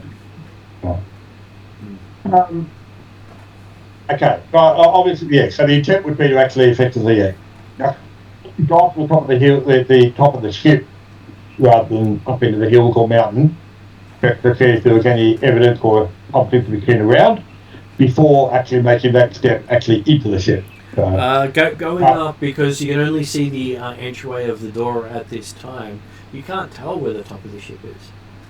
It's like it's buried itself into the mountain range, and the mountain has either collapsed on top of it or formed around it at some point. Yeah, but they come in. The effect of being the earthwork on top of the ship. If we got to the top of that earthwork, but if that's going too far into the mountain, then we won't be going more than a few hundred meters. Well, by the shape of the slope, you believe that you're at probably the highest point of the ship, as it seems to be angled downwards instead of upwards. Right, or even it's not lying flat; it's actually buried point down. If it was a rocket-shaped ship, it's probably point down, as opposed to having hit it along the ground and landed flat. Okay, that makes sense. Well, you think it sort of came in and, by the look of the rocks around, burnt its way down as it cooled. Yep. And the rocks would have just then formed up around it, most of it being more like granite, as it was subject to heat and high stress. Yeah.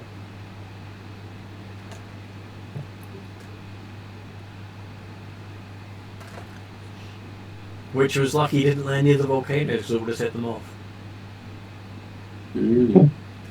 Okay.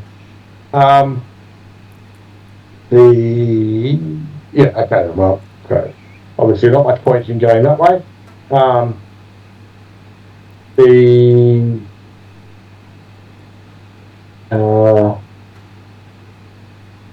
I guess we've got time to at least start the exploration of the ship or check to see whether we can get in and out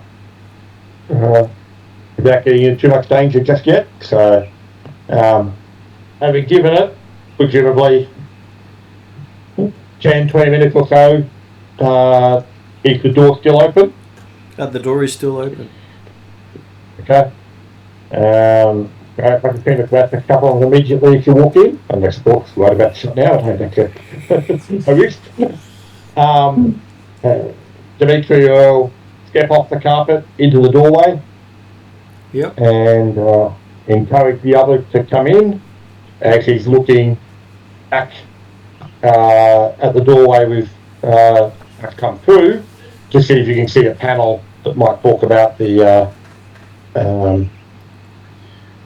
the panel to open or close the door.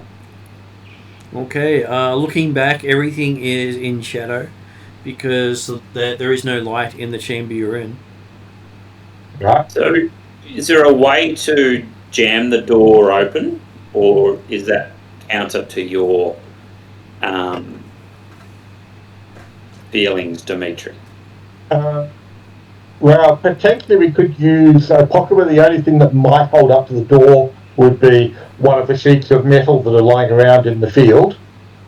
However, I suspect that the mechanisms on this chamber is such that the inner door won't open if the outer door is open.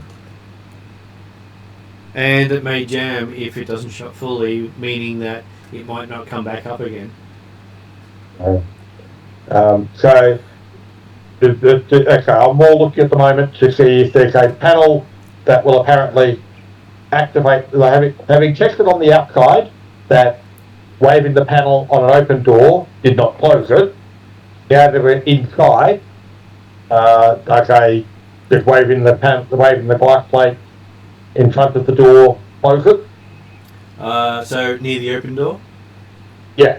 Okay, waving it on the inside of where the open door is, nothing seems to light up. There appear to be a sort of panel that would do that if it was working, or if it was used correctly.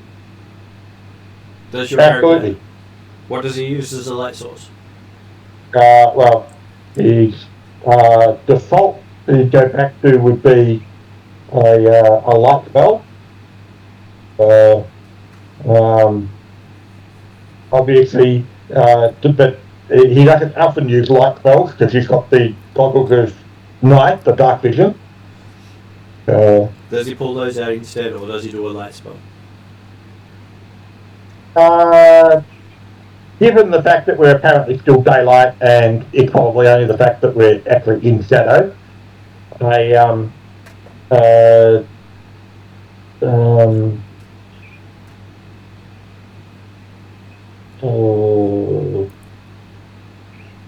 The light spell.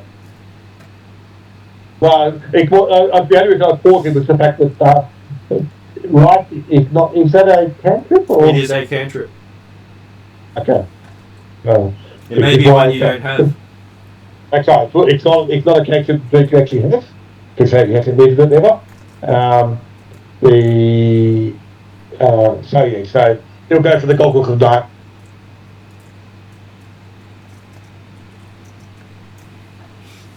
Okay. So as I'm feeling like he's also got some sort of. He's normally got a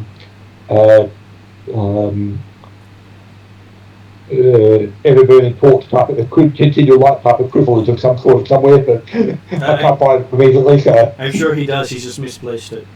Yeah, right. As you start looking through the goggles of night, you see a symbol appear up on the goggles saying signal detected.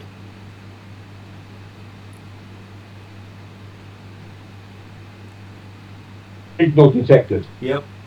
In Gnomish. And I'm assuming that's never happened before. Has not happened before.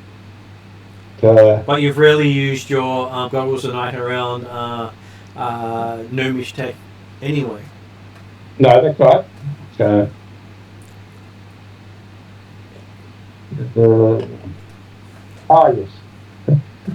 That's what he has that can do light whenever he needs it. Jens Diamond.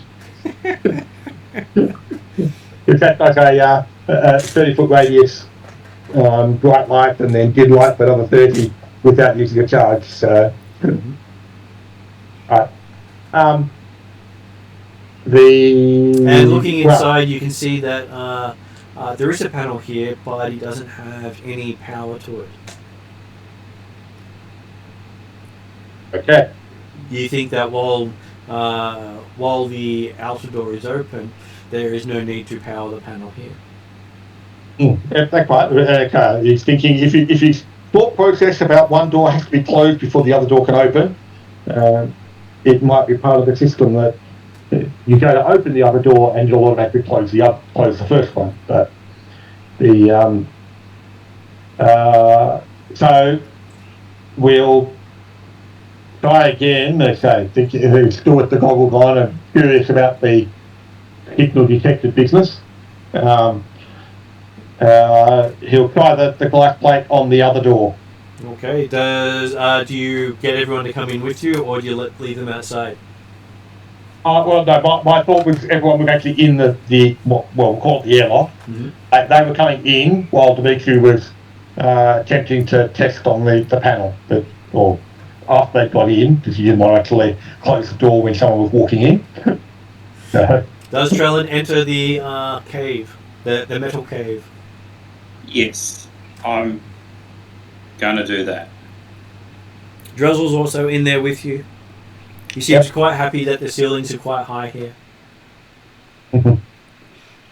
He can touch the ceiling, but he doesn't bump his head on it every so often.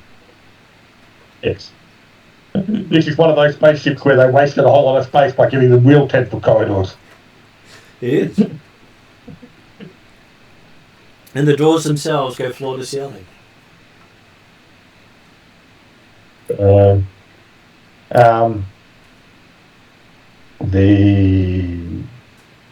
But yeah, so assuming everyone is inside, Dimitri will attempt to wave the panel in front of the panel on the other, wave the glass plate in front of the door on the other side. Okay, so I like to start using pass card because that's probably easier. as you wave the pass card, there's a feeling of heat in your hands as the door opens in front of you, and you see through your goggles of light what appears to be a shaft about 30 feet ahead of you. 20 foot by 20 foot hole in the floor with some walls around the east and west sides. And just to either side of the doorway you see doors with a violet coloured panel next to it. What colour panels been next to the doors that we've opened so far? These are the first coloured panels you've seen. Okay, so the external doors didn't have a colour. External doors did not have a colour. Okay. And you can see that the shaft in the floor with the walls beside it is at a cross intersection with the airlock being the bottom of the cross. Right. And I should be able to show you another handout to give you a visualization of what that looks like. I do love it when people give you pictures, especially in the old adventures. Mm-hmm. Especially since that this, because this is sort of this is going to be a three-dimensional labyrinth effectively for us. It will be. So that's the hole in the ground. Yep. And Drozzle does point out to the west of here. He says, "Wall attacked over there." Right. So okay, I've got a set of chalk. Can I draw maps or just like draw on the floor to say where we've gone? You can, but without the light of something you can't see because it's very much darkness here. You can see a dim light up in the distance, but it is completely dark here. Have a look. It certainly sort of thing that. The first thing Dimitri was curious about was, did the outside door close when the inside door opened? As you look around, it's just a wall behind you. It must have closed. You didn't hear it. Okay. Before we try and go any further, Dimitri's going to take off the goggles, or to lift the goggles up, as he pulls out Yen's diamond, which he actually normally takes, so he cuts a lot of his spells to it now, and we'll call the command word to activate the light. Yep. The gem lights up brightly for you. You see that the pass card you have seems to have cracks running through it that weren't there on the outside. And they've definitely formed think I'd use it when it felt like when my hand felt like it was heating up a bit. Yeah, you think They definitely weren't there before. You think it happened at that time because you can actually see part of it slightly bending in whatever heat had generated the cracks. Right. So, in darkness, I can see as if it were dim light. So, is that enough for me to use chalk? That's enough for you to use chalk. Not easy to read by, but enough for you to discern shapes and targets. Cool. But they do get a form of concealment in dim light from you. They are considered to have you have disadvantage attacking things in dim light. Oh, that's all right. Okay, because I will be using the flame tongue longsword, and that pushes out 40 foot of bright light. It does, and you've got someone with a bright gem out at the moment that makes things easier to see.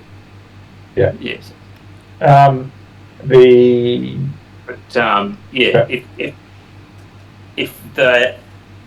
If Dimitri doesn't use Yem's diamond, then hopefully we can pass through this. And as you look at the wall behind, you can see that the panel seems to not be lit up at this stage. Right. Dimitri will certainly, having seen the panel and obviously knowing the card is probably broken, he will attempt to open the external door with the card. Yes, as you wave in front of it, you just see a bit of a spark in the card in your hand and parts of it fall off.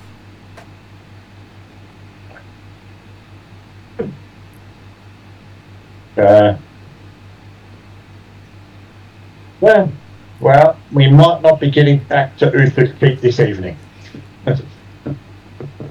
Maybe. Looks like we're going into the ship. Yes. Okay, so at this stage we've separately got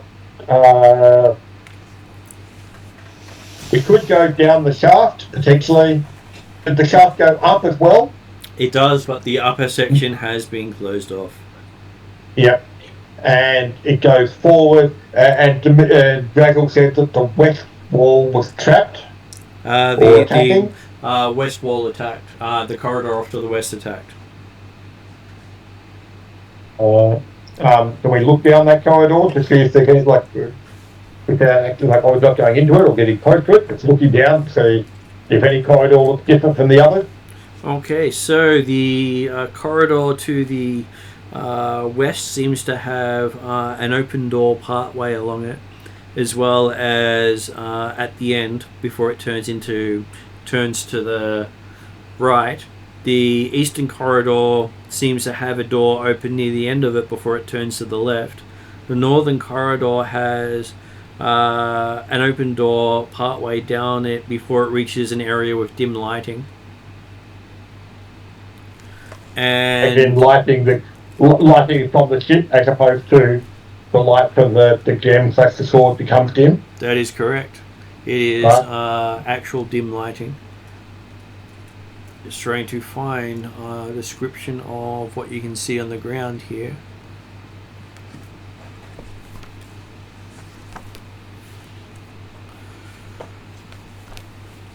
Okay. So you see what appears to be a rubbery creature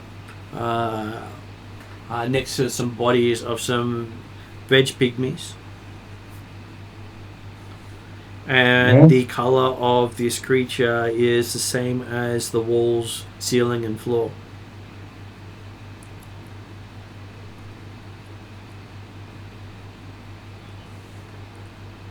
It is big enough that it would cover a 10-foot region of the wall or the ceiling.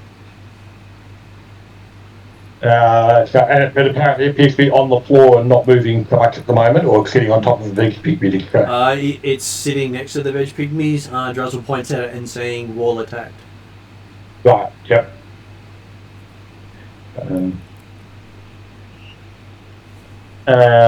Is that an instruction from Drazzle, or is it just a... No, suggesting the fact that when he said that the wall attacked last time he was here, he's now pointing out the equivalent of a cloaker or whatever the one is that normally sits on the floor that's gone over my head. That rope arm, which is the one that sits on the floor. Yeah, was obviously hanging off the wall and effectively jumped out. Like it looked like the wall and jumps out as you go past. I think obviously it's not moving now. It's not moving now. It shows signs of being burnt by radiant damage. Okay. Well done, Drazzle. He says, Shogal, burnt creature. So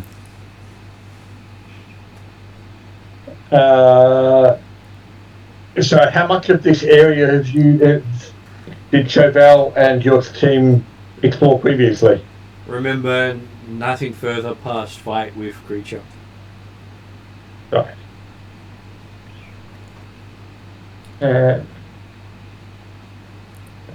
And you see another pass card with the bones of the veg pygmies.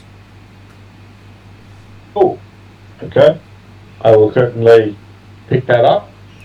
This one is this one is a violet coloured card. Violet, and you said that some of the doors had violet coloured panels on them, didn't they? They do, right next to the entrance. And you realise right next to where you are, the panel here is jet coloured. As in black. Okay. Yeah. Well, without much expectation, Dimitri will try and wave the violet card in front of the airlock door. Okay, so as you wave it in front of the airlock door, a door beside it makes a beeping sound and unlocks and opens up. Nice. But not the airlock door. Not the airlock door. Inside you see a 20-foot square chamber with a dozen bizarre garments made from shiny cloth hanging in the cubicles of that room.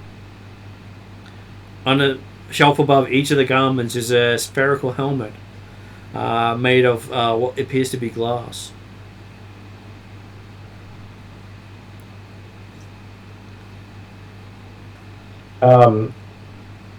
Does Dimitri have enough memories or information from his time at the Beagle to recognise spacesuits that would be worn outside the ship, not necessarily inside the ship? You never got to see any on the Beagle.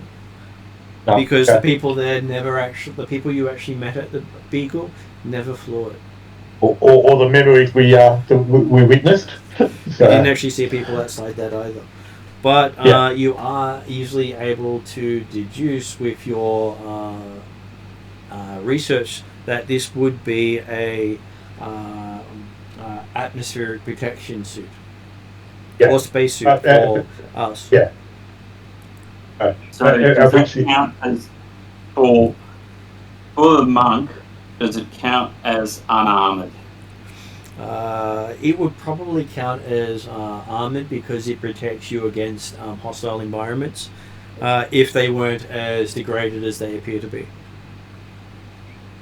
And I was going to say, yes, even though they're probably not designed to be proof against weaponry, because of the polymers and stuff that probably used, they're probably more effective than standard cloth. But we don't need to use them because... Well, that was the main point from Secco. From Dimitri's perspective, he's aware that these are definitely designed for outside the ship, not inside. Wearing them inside the ship is not going to make us look like people who belong. And looking at the suits, they are designed for people about Drazzle's height. Which is always why the ceilings are high. And they have technological devices on them that are not blinking, which generally signals to you no functionality. Yeah, they need to get some of those power crystals from the cat and elves. Though they don't appear to have a slot for the power crystals, so it might be a different type of tech. Yeah. And while we're looking at, or sort of looking at the Veggie Bigbies and the attacking wall, or the dead attacking wall, did the internal door of the airlock close? It did not. It remained open. Right. So I would go and test the purple card on the external door, and it didn't work. Is that right? It did not work. Yeah. Okay. Okay. Well, anything else in this room with the spacesuits? The only thing here that seems to be in undamaged is the helmet. It could probably be sealed to give you some protection against a hostile environment. Mm-hmm. Whereas the suit itself doesn't fit you very well. You can pull it over your current clothes, but you don't think it will provide much because it feels more hindrance than help.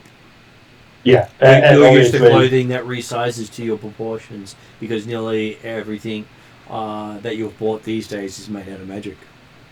Yeah. That's fine. That's right. Dimitri's got confidence in his necklace. That means that he doesn't need to worry about hostile environments. So you have heard of radiation that your necklace does not adapt to. Yeah, but hey, how dangerous is that green glowy stuff really be?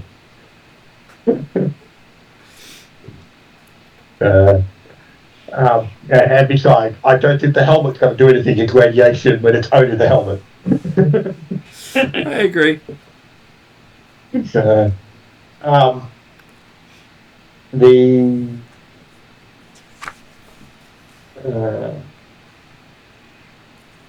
and as you're examining that, you hear the sound of something coming from the east. Okay. Dimitri will aim to. He'll douse Yem's diamond and have to put the goggles on and hide. Encourage the others to do likewise as we see what's coming. Okay, so you do see coming around the corner with its stomp. That thing seems to be coming out of the eastern side of the chamber, the eastern corridor. Right. Okay, so we're in the chamber where the spacesuits are, and it's about looking at the door, looking through around the doorway. So it's a small metallic thing that resembles a gnome crossed with some type of insect, slowly walking into the area. It looks to have been badly beaten. Its metal skin is covered in dents and gashes, and has curious sort of tools hanging off it. Okay, you've got a few of those stuff. On your stealth. It doesn't seem to notice you as it collapses at the edge of the corridor, and you see sparks coming out of it. Okay. Maybe we'll give it a couple minutes just to ensure that A, nothing else is coming, and B, that it's not getting up again, and then he'll move forward and have a closer look at this. So looking at it, are the goggles still having the signal detected marker? It does pick up a signal detected marker, but looking at it, right. it doesn't quite look like what you saw on the Beagle. The thing you saw on the Beagle makes this look like a toy. Right. So this looks like it is less advanced than what you found on the Beagle. Okay.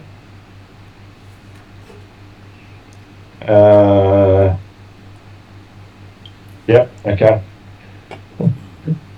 Make the mental note of, oh yes, well, ships that got sent out earlier in Exodus will tend to arrive later when the technology gets ahead of them and the ships get fucked up. So the fact that Beagle arrived well before this one did is perfectly reasonable. Though, considering the temporal mechanics of things you've spoken to with Drazzle in the past, it does make you think that this ship was sent after the first ship that Rheddrian came in on. But Rheddrian ship may have come from the descendants of the people who built this ship. Yeah. Because of how temporal mechanics work, some things that come from the future can affect the past to bring things to the present. Obviously. So 2 ships from the same location. But from very different eras. But most likely from like a couple of thousand years in development difference, if not more.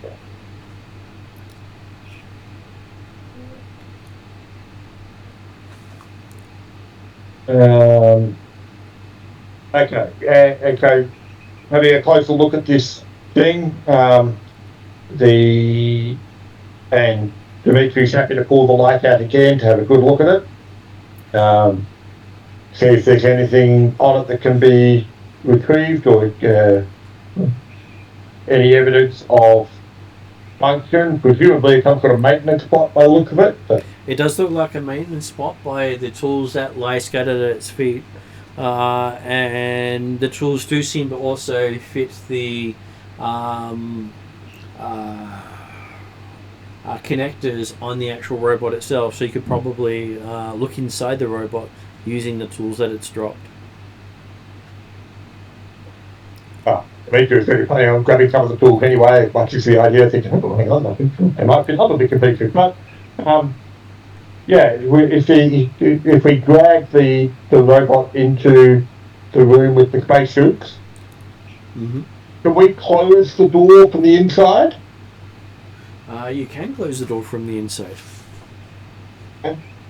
Hopefully we can open it again. It does also have a panel on the inside which was already lit up. Right. So then, Dimitri will do a bit of a test and make certain that, hey, opening and closing doors when panels are at least lit is workable. Well, with the panel lit, it seems to always work. Right. But we can actually, we can choose to close the door, and as long as the panel's lit, we can choose to open them as well. So, yep.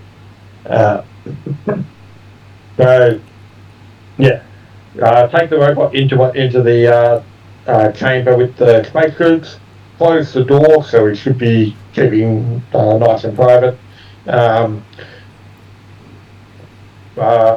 Get the light going from Jem's Diamond, and let's have a look at this robot and tool, because he's also thinking about whether or not there's anything in here that might help him understand how to get power back to the external doors so he can get out.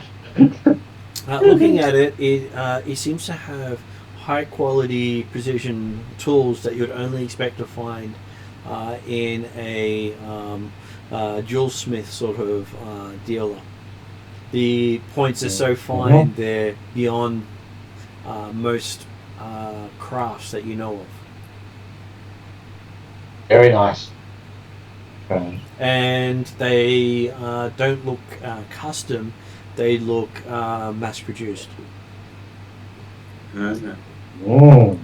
Which even that concept itself blows your mind a little bit, because you wouldn't expect to have like fine tools just given to everything. It just seems strange. Most craftsmen would covet such tools and not give it to just a golem to walk around and do stuff for you.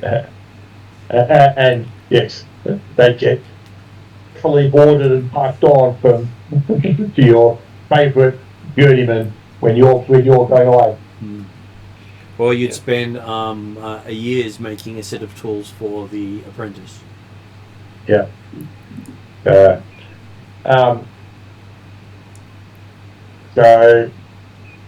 Dimitri will see if he can open up the the panels or whatever on the robot and have a look inside and see if you can understand or determine how it was moving by itself. And they seem to have 4 gemstone bearings that seem to be the heart of the machine. As what you recognise as circuit boards have all been burnt out from whatever damage it had sustained. And the damage on the upside does that appear to have been a long-term fair wear and tear, or does it look like it's been in a fight or something? Or part of the wall collapsed on it or something? Looking at it, it appears as if it has gone through some heavy fighting at some point, and the burnt out parts look like they burnt a long time ago, so it's probably been on the verge of collapse, where it just finally ran out of power as it reached this area. Right. If it had been maintained, it'd probably still be running. Yep, and the maintenance spot needs to get a bit of maintenance. Yeah. And if you don't have enough maintenance spots, they can't maintain each other. Mm-hmm. Well, we will certainly aim to scavenge significant parts of it, including all the tools and this 4-gem power system. Does it look like they don't have any power left in them, but the... Well, you can see that there was a 5th stone that had crumpled. Right.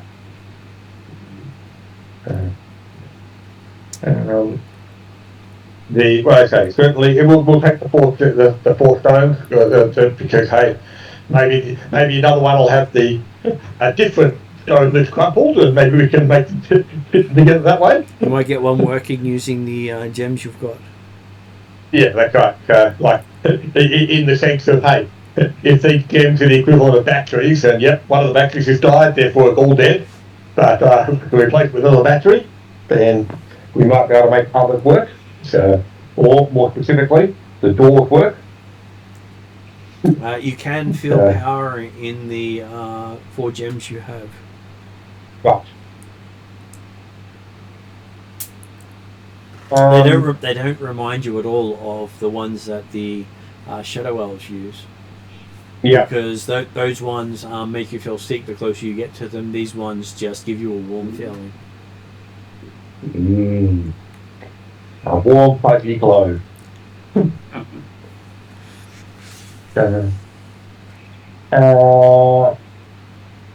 Okay, well, I guess it's time to see what else we can find around here. Okay, all the doors along the east and western side appear to have panels with jet black colouring, but the doors to the north do not. They don't seem to have a panel at all, but they seem to have a button. Okay.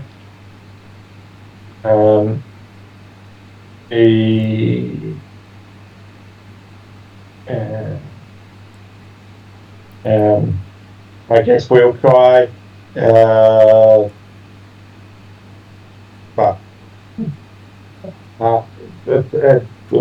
Demetri will go around with the gemstone you can again now and have the light. It's probably somewhere where whilst it might be nice to go around without seeing.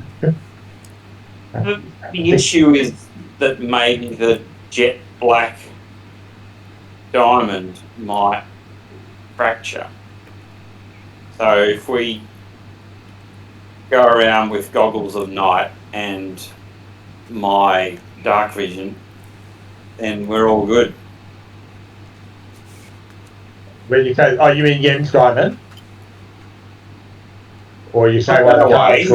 Put that away so that we're just going around with goggles of night and dark vision.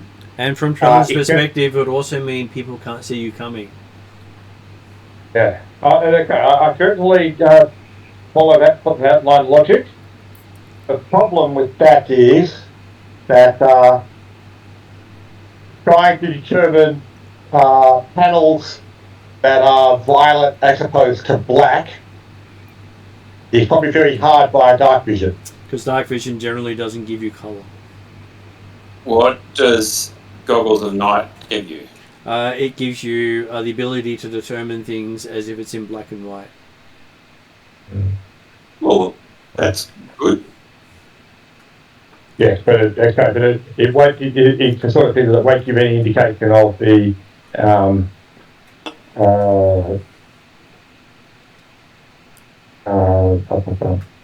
like if you're talking a panel that you kind of determine whether it's black or whether it's violet, wouldn't be going up on dark vision. We've been told that all of them on one side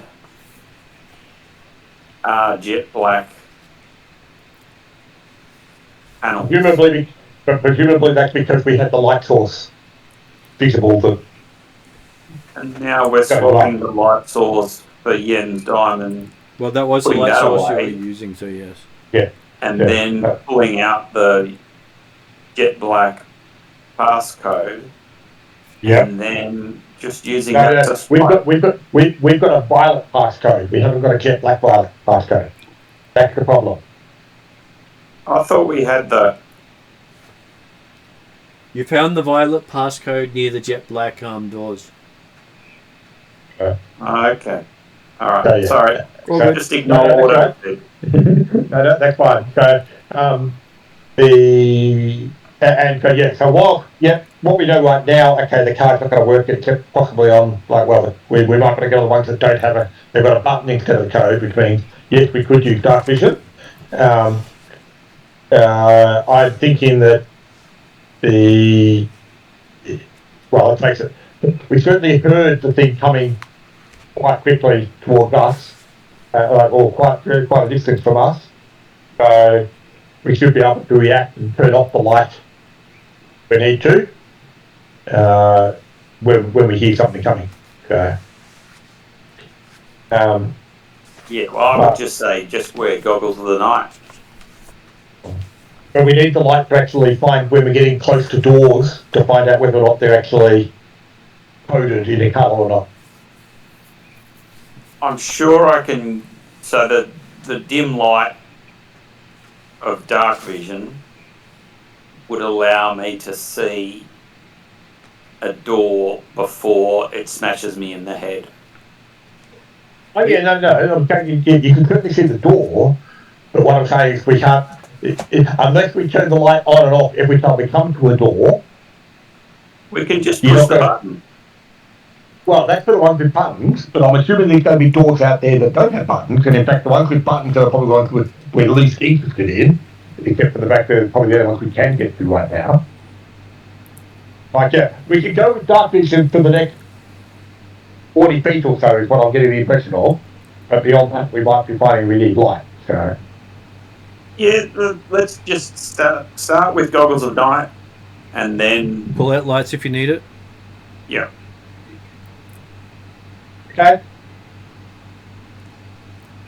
Okay, so heading north, you have doors with buttons on your left and your right. Which one do you want to try first? Left. But we'll take a look to see if we can find evidence of crap or anything like that on it. Looking at the door, you feel the same sense of being able to determine if there's a trap there as you did on the outside of the ship. That's what I thought, yeah. So I can confidently say, with my roll of a 2, and therefore about a 15 for my traps, there's probably no traps, and it's safe for Cullen to push the button. Yeah, safe for Cullen to push the button. All right, let's do it. Okay, so as you push the button, there's a bright light coming out from where the doorway is. Again, you don't see the door open up. And inside you see, standing as high as a person, arranged in rows around the room, are tall boxes, each with bright light coming out of them.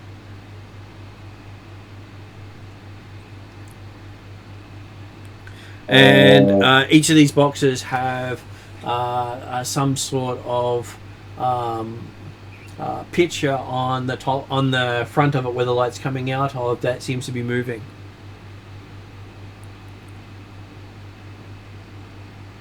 Are we interested in those? Well, or do we just close the door? Well, more importantly, do they appear to be interested in us with the door open? They do not. They don't even seem to notice you there, but they do seem to be making noises. Ranging from beeps to strange music to explosions to sounds of gears moving. I'm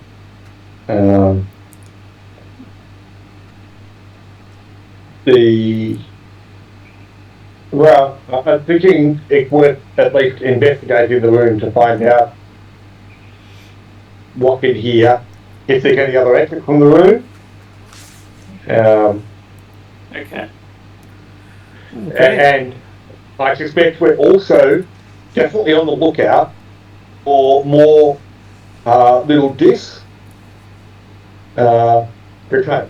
Apparently we need some. So we need at least one. We need some get black pass cards. So yeah. Okay, so as you come in and see, give me an investigation roll for your characters. I don't think I'm very good at that. The 2 was an aberration. Back at 19 again, which is that one.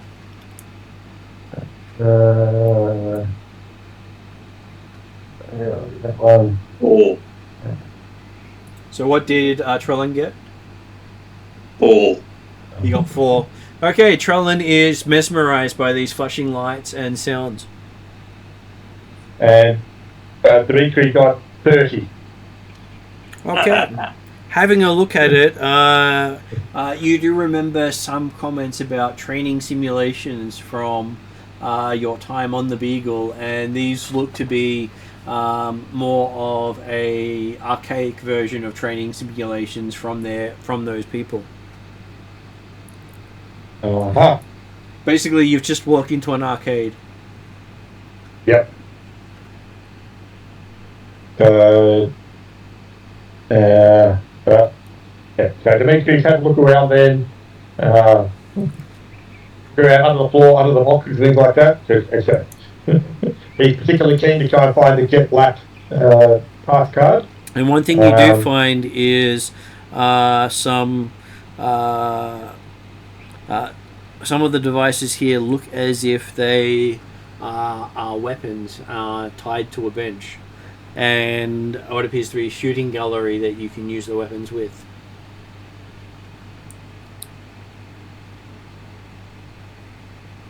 Well,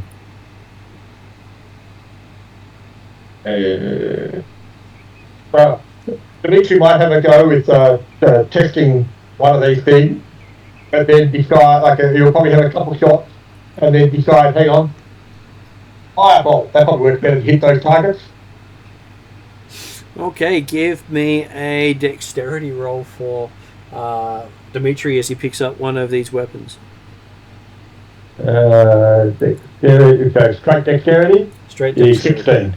Okay, so yes, you fire the weapon. It is, surprisingly for you, far more accurate than your crossbow is.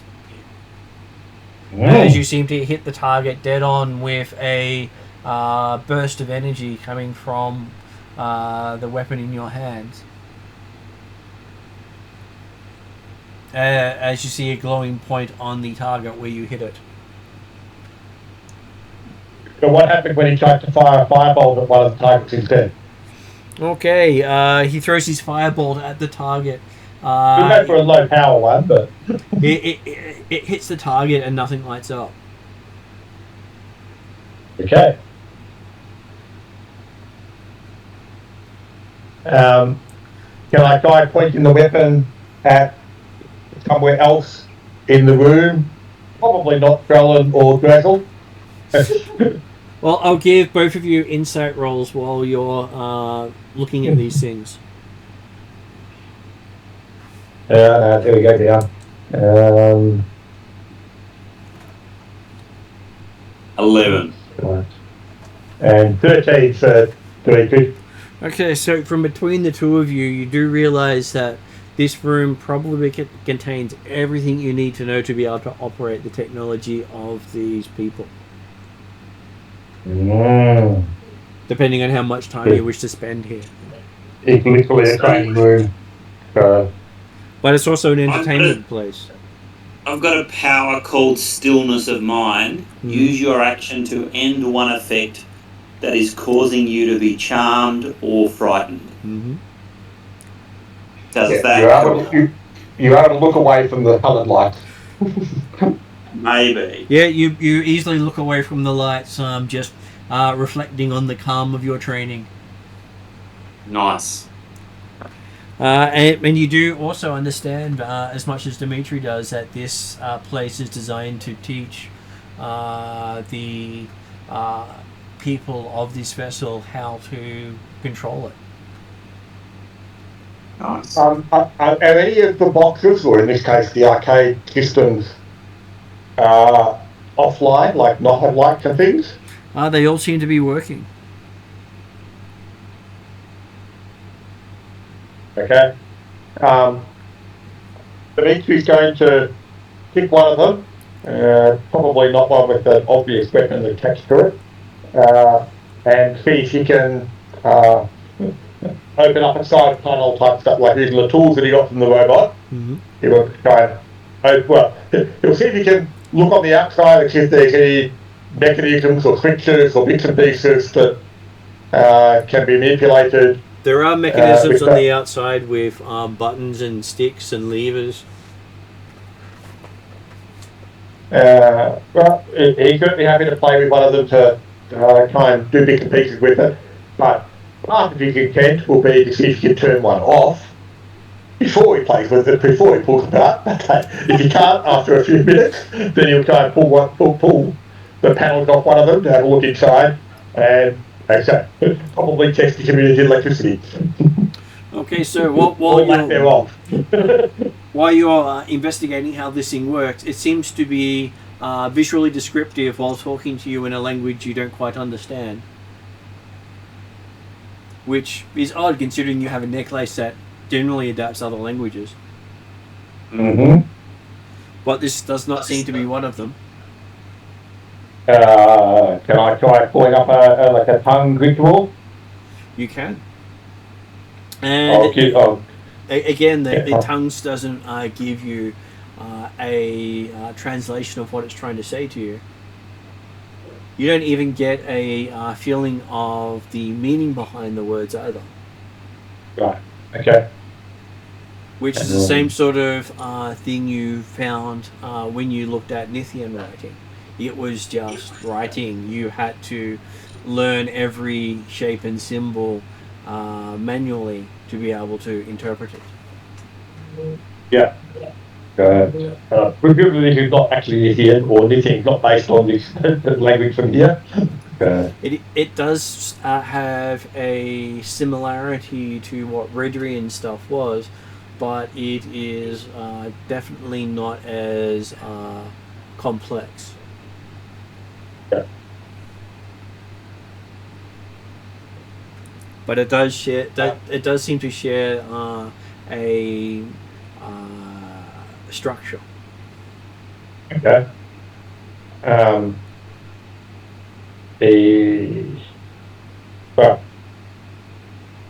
Certainly something that whilst he's keen to try and decipher that, along with all the other things he wants to decipher about this place, I guess one possibility to decipher is see what the inside looks like here with the robot.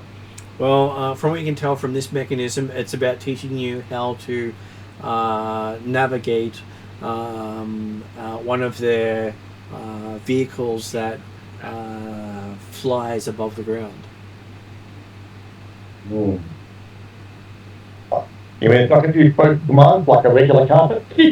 It does not.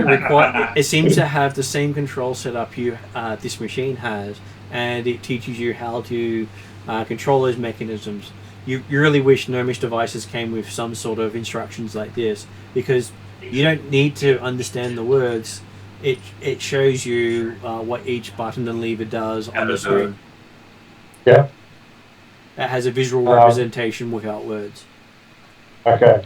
Can he find inside the box the sort of power crystals that the robot had? You open it up and you see the back of the box is attached to the ship via wires. Right. Yeah. And it does have gears, and it does have circuit boards in here that appear to be undamaged. Yep. Okay. Well, that's okay. So you don't need to pull those apart really at this stage. He was more looking for more power crystals. But presumably this gets its power directly from the ship itself. So,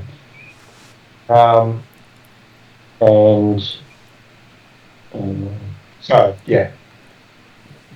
While Dimitri is likely to spend considerable time in here playing with the things and working out, oh, hang on, what does this thing do? How does this one work? Oh, what does that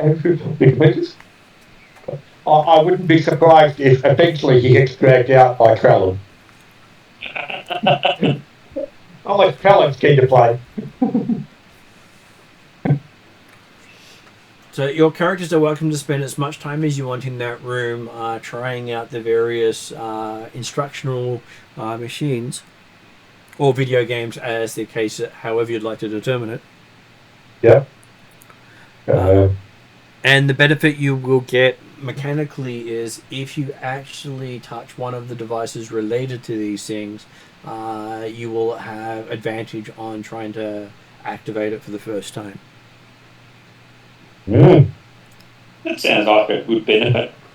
Well, I mean, like I say, from Dimitri's perspective, it's the aspect of, hey, this is new stuff that he's keen to learn about. So, like I say, he will stay there effectively as long as the others let him, and probably a bit longer with the hang on, I'll just finish this level. Hang on, I just get past this.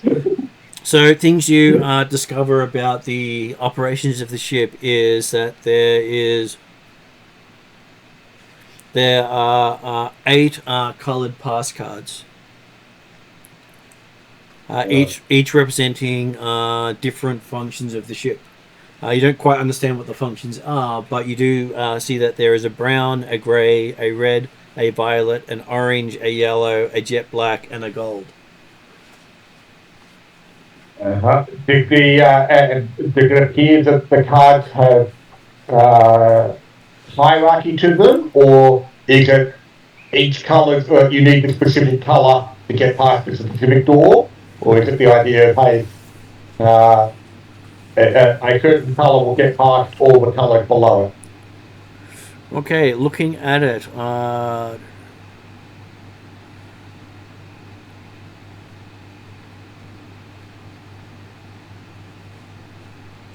okay, I'm happy if we can't determine that at this stage, but it's more the idea of, yeah, whether we're able to look out for 8 different colours of card, or whether we're able to look out for the prime card that will get us everywhere.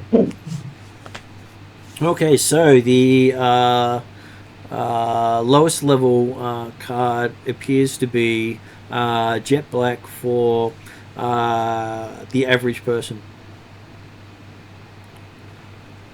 It seems to be the first level of hierarchy. Okay. And violet was above jet black then? Violet is above jet black. It is the technicians, but technicians don't have access to passenger quarters. Right. So What about gold? Gold is used for emergencies only. And so it probably has access to everywhere in that case of emergency? If a card, it does say that a card can be activated for a limited time for emergency access, after which point it will deteriorate and break. Right, okay. But yeah, so that explains why, despite jet black being the lowest level card, the Violet didn't open the jet black plastic doors that we saw first because they presumably leaked to, and therefore technicians don't need to go in there unless they're being bought on maintenance card. So the brown card is between the jet black and the violet, and it's designed for crew and maintenance workers and can access passenger quarters. Right, okay. Technicians access ship systems and don't access passengers. Right. Or if they do, they go there with a maintenance crew and they've got a brown card. So above violet is orange, which is special access. And to activate any of the weaponry systems of this vessel requires an orange card. Okay. But obviously not these training weapons. The training weapons cannot be fired if not pointed towards the target. Right. Which I found out when I didn't target Drexel or Trellin somewhere else in the room. You can even point it at the walls in the training area and it won't fire. Right. Above orange is yellow, which is special access. But this time it doesn't access weaponry system, it accesses biologicals. Okay. Doesn't sound good. Above yellow is red access. Red access is a overarching access that has access to nearly everything. Yep. It is pretty much your go-to card to get to 99% of the ship. The only place red access can't access is the grey zone. What's the grey zone? Grey zone information is not described anywhere in the training manuals. Information classified. The fact that it goes up to red zone, you're surprised because that does teach you a majority of stuff which you would expect that grey zone would be taught separately somewhere else. Yeah. But yeah, so basically we're particularly on the lookout for red cards, but in our case, because we've got a violet one at the moment, but yeah, almost any other card is going to be useful to us because the violet cards probably don't open a great deal as far as we're concerned. Okay, so I'm just gonna. Except obviously doors to the airlock. Spacesuits. Spacesuits, yes. Okay, I'm just going to quickly duck to the bathroom and be back again while you figure out what you're doing next. Because you do have the door across the hallway. Yeah. Yes. Eventually, Skrullen will probably drag Beatrix out of the room. Yes. Because we've got perfectly good swords, but whatever. But actually, seemingly, it's not just weapons training you can do in here. So, there was the other, like, navigation and driving vehicles and things like that. So, Dimitri certainly went to playing on all of them until he got dragged away. Yes. And part of it was the idea of accessing the systems to then understand the class cards and stuff. So, it's not wasted time at all. Well, except that this one crashed. So, whatever. Well, maybe the person piloting it didn't spend enough time on the system, so I better practice some more.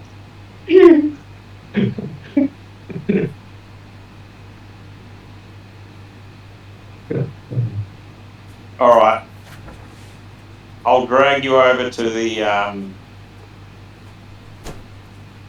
Or you can go look for yourself. Leave the door open. I'll keep watch on you. Well, yeah, in case I get stunned again. Don't look at the light. Stay away from the light.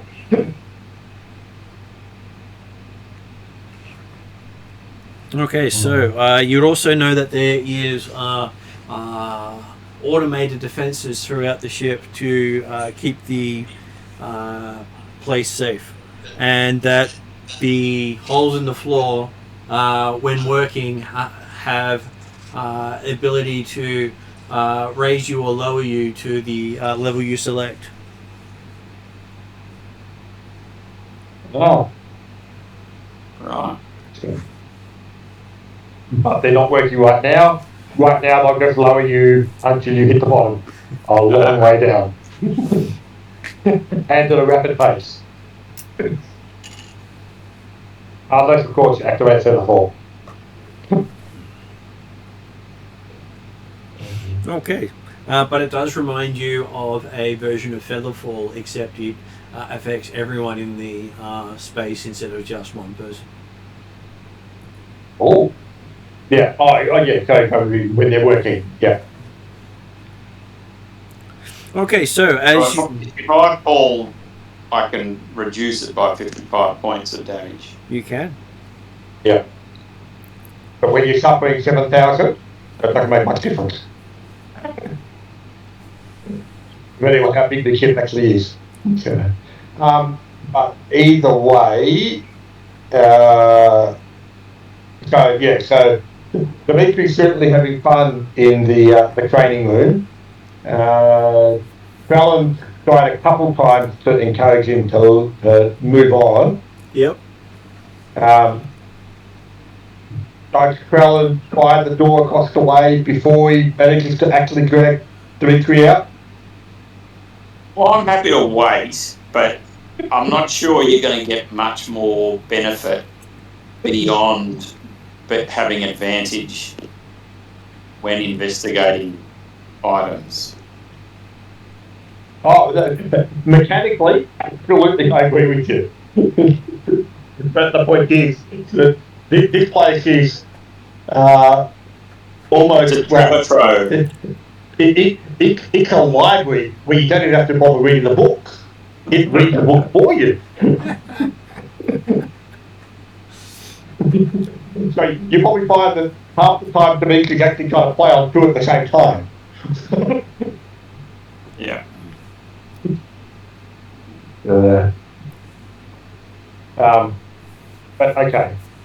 Eventually, I guess we'll go across the corridor. Hey, you might have another one. Might have more systems to play on. Okay, so as you go across the corridor and try that one, as the door opens, you don't get flooded with light. There is no light inside except what you bring. Okay. And also you did see that there was a room on the other side of the gaming area, but it was only a small chamber that didn't seem to connect elsewhere, and looked like it was more used for storage at some point, but nothing in there now. Okay. Yeah. So looking across in the other room, it's almost exactly the same shape, except the storage room is part of the open space. There's no door there. Mm-hmm. So it is a 30 by 30 foot room with a alcove off one of the 10-foot areas. Okay. And it seems to be a recreational area where most of the stuff is overturned and broken. You do find evidence of bones and skulls amongst the mess. And the skulls range from child size up to skulls that would be bigger than Drazzle's. Well, having looked in with dark vision and not had anything jump out of us immediately, as we go then, Dimitri will intend to go in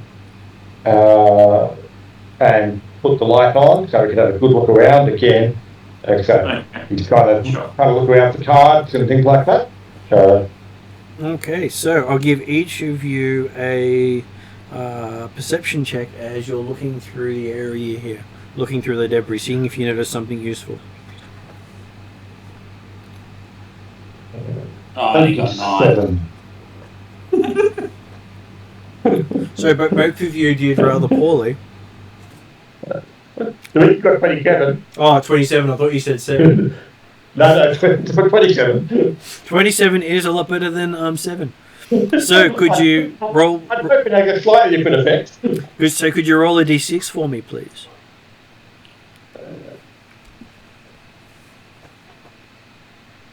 A 6. You got a 6? Yep. Okay, so you find yourself an orange card. Orange would be... Was the special access for giving you access to weaponry. Oh, weaponry, it's access to biology, yeah. Okay. Orange card. But the orange card has access to the black areas as well. Oh, that's right, yeah. And now we can get into the black quarter. Good point.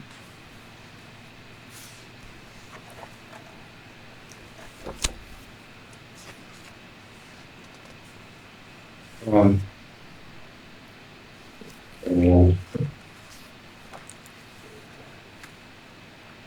I'm just making my notes for the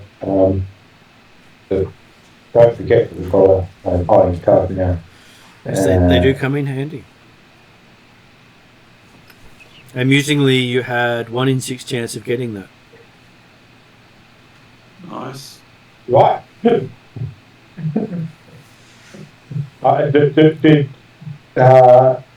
Were the others something else to be found, or just well, I only got 9, so I don't think I've seen anything. And the amusing thing is, if you had had an even roll instead of an odd roll, you would have gotten a different coloured card.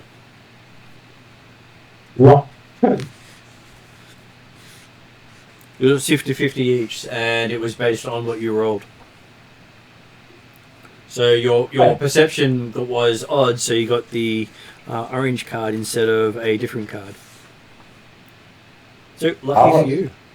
Depending, of course, depending, of course, if the other card was a grey one, that would be nice. It might have been. You might have had a nice access card. So or a red one. That's all that seems to be of value in here after having a good look. And you do see that there is to the north two jet rooms either side of each other across a hallway.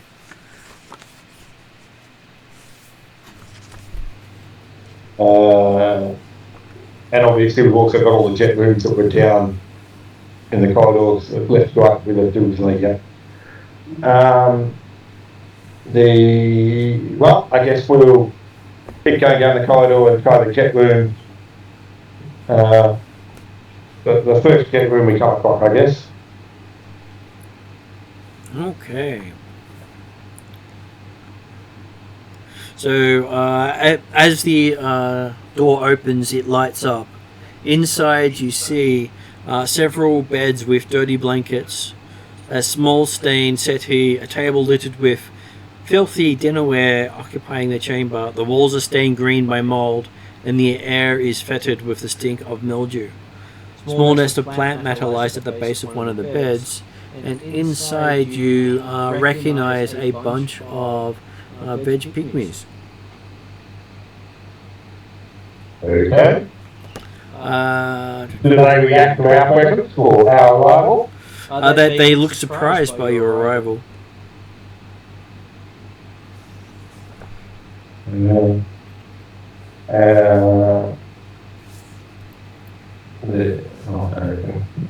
That's some thought, hey. This is where Jack Nimit's God would actually tell.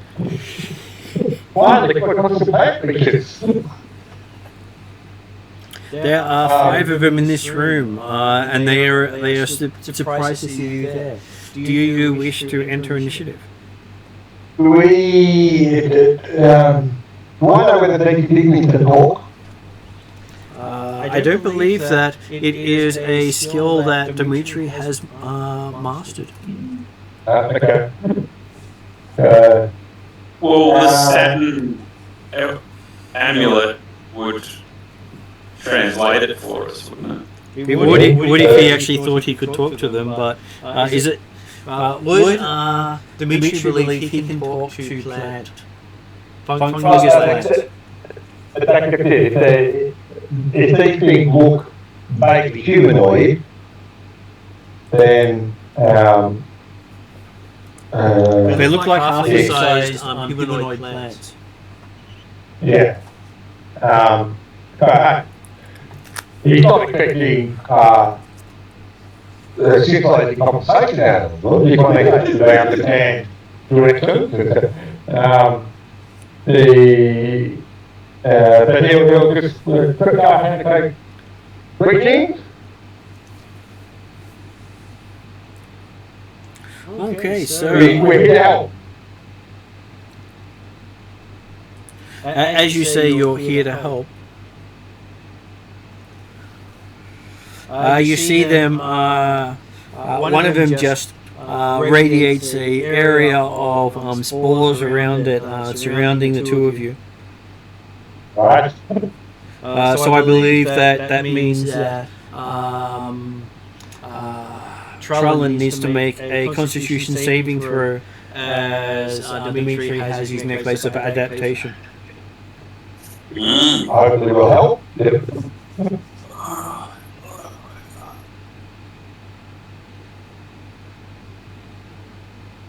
+2 for Constitution.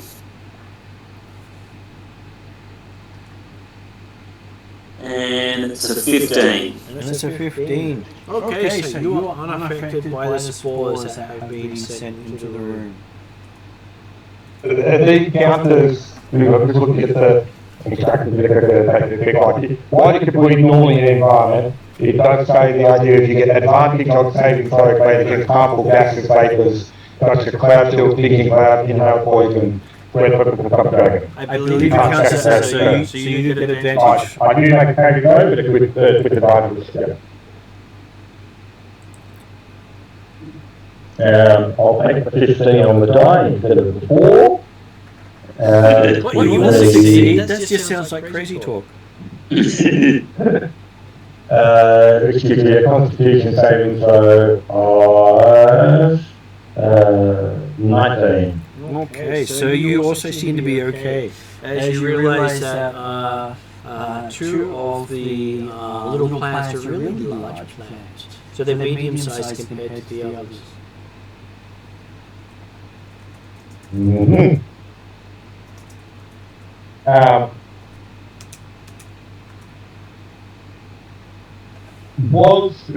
again, I don't know how much Dimitri's come across the activity there, I think off my head, but yes. Is that an obvious deliberate attack, or is that sort of a surprise defense mechanism? Well, you feel as if you feel as if it is definitely a form of attack. Yeah. As it is a very hostile thing to cover your opponents in things poisonous to non-plant life. Oh yeah, no, okay. I think one of the ideas, yes, it might be interpreted as, hey, these are idiots that don't really have control of their automated defense systems. So sort of like the squid that just works because it's scared. Yeah. But okay, if that comes to attack, then it's time to retaliate. We're here to help you return to the world, return to the earth. So give me initiative. That would be initiative. What would you like to use for your initiative?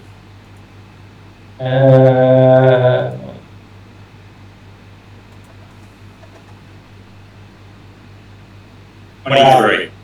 I guess, considering Dimitri's actions at the time, we'll go with something solid like persuasion.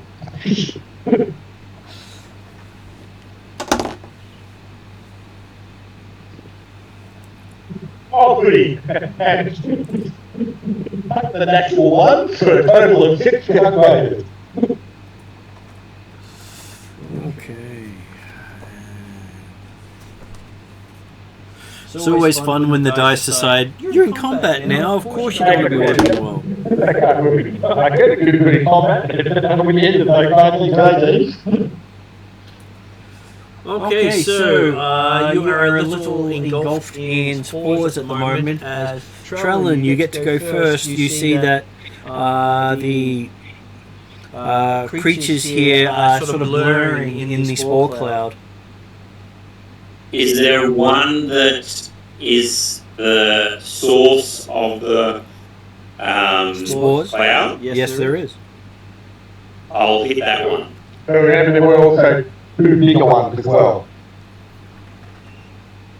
The core cloud came from one of the little ones, and there were also 2 big ones. Well, I'll save the second attack for the other one. Yeah. There are 5 in there. So I'll turn on the flame tongue. Yep. And then I'll smash the other. Okay, so as the flame tongue lights up, there is a bright flash. Everyone gets to make a reflex saving throw. I was wondering whether claws acted a bit like flour.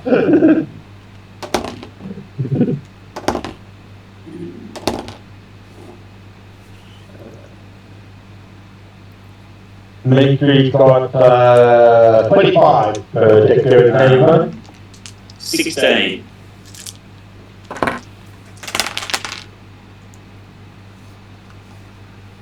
Okay, so the 2 of you end up taking. Forgot one of the dice. I've got a ring of evasion. So that means if you succeed, you take no damage. It says when you fail a dexterity saving throw while wearing it, you can use your reaction to expend one of its charges to succeed on that saving throw instead. You have succeeded on the saving throw. Oh, okay. So And you end up taking Not the 9 points of damage. Alright. Which means Dimitri takes 9 points of damage. well, he's got a Besides- ring of fire resistance, which means you take half damage from fire, and he's also fire based. Oh no, that's only his attack roll. Another evasion effect. So Alright. So that will be 4 damage then for Dimitri. Dimitri, yep. And I also got an evasion, not a ring of evasion, but a normal evasion, which is a 27. So it says you take no damage if you succeed on a saving throw against areas of effect such as a blue dragon's lightning breath or a fireball spell, and only half damage if you fail. okay. Make it easy. So you didn't fail, you took no damage. And you see that all the plant creatures in here have been turned to ash. That's right. So it was a rather quick battle. Yep. So I'll cover the ground. So Dimitri always takes no damage either, because it is the idea you get the +1 efficiency bonus to fire, so where you damage. That applies to stuff I repeat, or is that only to spells I cast? Spells you cast and spells you receive. So damage you receive. So you take less damage from fire. Yeah, so yes, I took 2 points of damage instead of 4. No, I think it's your proficiency bonus. So that means if that's the case, you take no damage. But would the -4 happen before the halving? I was effectively, you take the -4 off and then halve it, or you say you halve it and then take the -4 off. We'll do it. You halve it and then take the -4 off. Okay. Mainly because we'd have to do the math because it got quartered, and we'd have to go and put the before we did the halving and then before we did the quartering. Yeah, I'm happy with that, because obviously it makes it Dimitri comes off just as easily as Trellin in the effect. And hopefully Gertl was not significantly concerned. He was not. He was basically standing outside the range of effect. He was back out, yeah, with that. He rarely gets into engagement range. Yeah, okay. And inside, you do find that the one who set off the spore cloud has a brown card. Oh, Okay. brown card is probably not one we definitely need because the ironing card covers it, but it's always nice to have spare, particularly after the first card we got managed to break. So, But hey, you would expect that using the correct colour on the correct door would cause less issues on the ship. more than likely, yeah. Because an overriding thing might not actually be the best thing to do all the time. That's right. Well, or it could be more subtle, effectively, to use just the amount of force that's needed.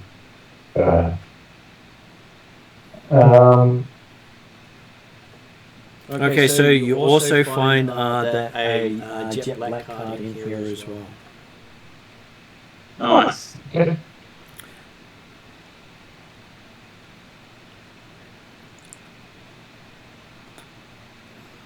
At least it was grey, but all the outside faded black.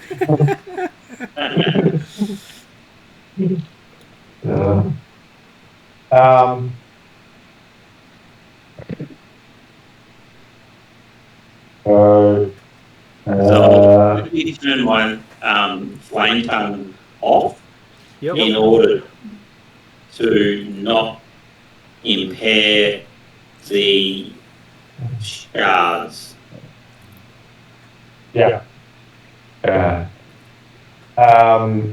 And okay, cool. So we're going to get mental mode.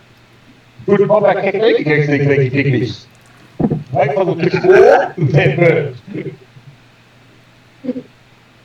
Well, you guess this is a tactic they haven't come across very often. Well, and to be fair, it was something I was half expecting to happen, but I was expecting the big dude to run activate it where you tried to do a firebolt or something instead. Well, I had a... So, I could have used the Ring of Evasion, or Purity of Body, which makes me immune to disease and poison. Well, that wouldn't help you against the fireball that you're trained enough. Well, the amusement fact is the two of you have more capability to walk through the ship with just the two of you than all the other groups, characters combined in the other groups. Right. And more importantly, we've got less distraction by dwarves and other creatures. While you haven't designed your characters to be the optimal, you are optimal for this storyline. There's a reason Victory exists, obviously. Oh, yes, that's right. And the obvious reason is Dimitri. He's the optimal character for everyone.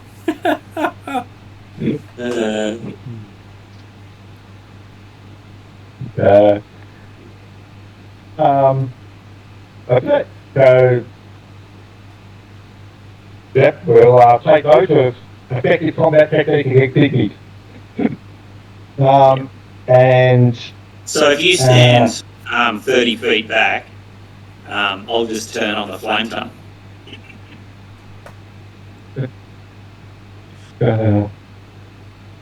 Unless you want 2 points of damage.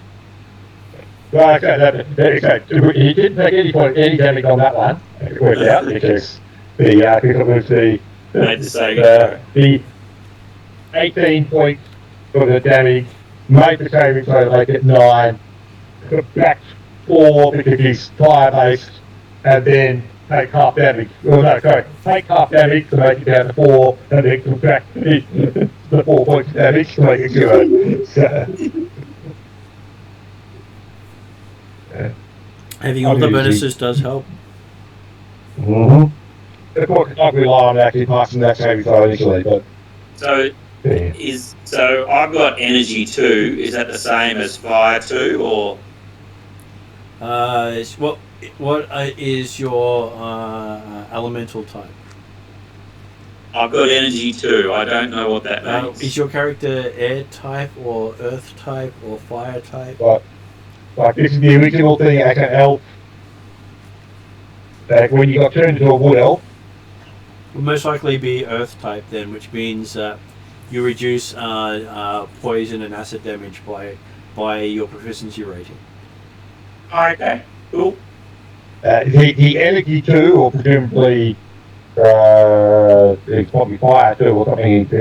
What you're doing is part of your elemental affinity from gaining gears, I would expect, which is a slightly different situation, of which campaign-wise really explains exactly what they do compared to other things. So, the base, hey, if you're an elf, you get some affinity with the earth.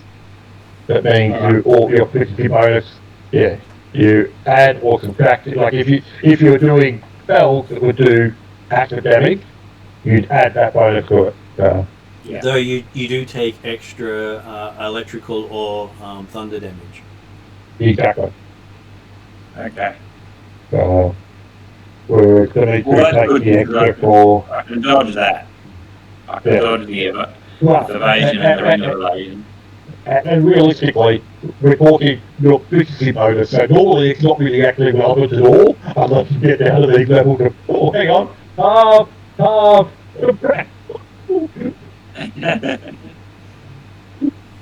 which I encourage you to make the most out of your abilities, because when they do work, it's nice. Yeah. Because occasionally they won't have any effect. Back up. And the Mickey's perspective is actually very important. He took no damage because it adds to his perception of invulnerability. Right. Of course. Probably would actually damage him anyway, because he would have the arcane ward to protect him for that little bit of damage.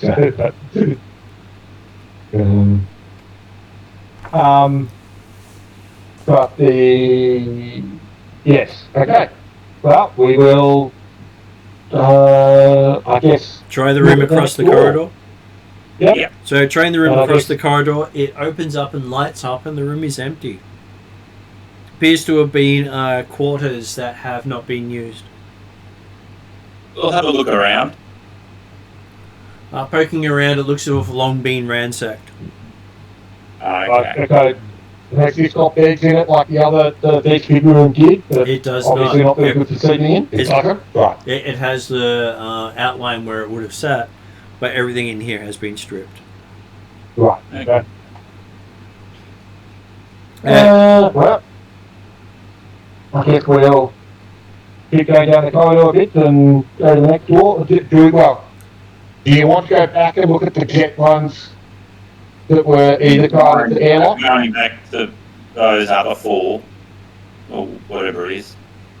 Yeah. You reckon it's worthwhile going back to those ones? Or we've got to come back to the airlock presumably at some point so we can check them there.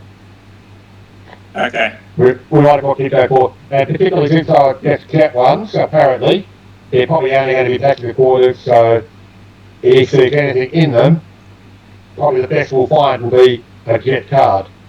So, which we've already got. So yeah, I guess we'll go down to the next doorway and have a look at what colour it is. And as you walk up to the next doorway, you can see light coming out of it. It's already open. It's open, okay. Well, we'll aim to look around the corner of the doorway before blundering straight through or into it. It appears to have once been a luxury room, but it has long since been ransacked. Right. Okay. So I guess luxury probably means it's a slightly bigger empty room. It is a slightly bigger empty room with all the outlines where stuff used to sit. Where a bigger bed used to sit. Okay.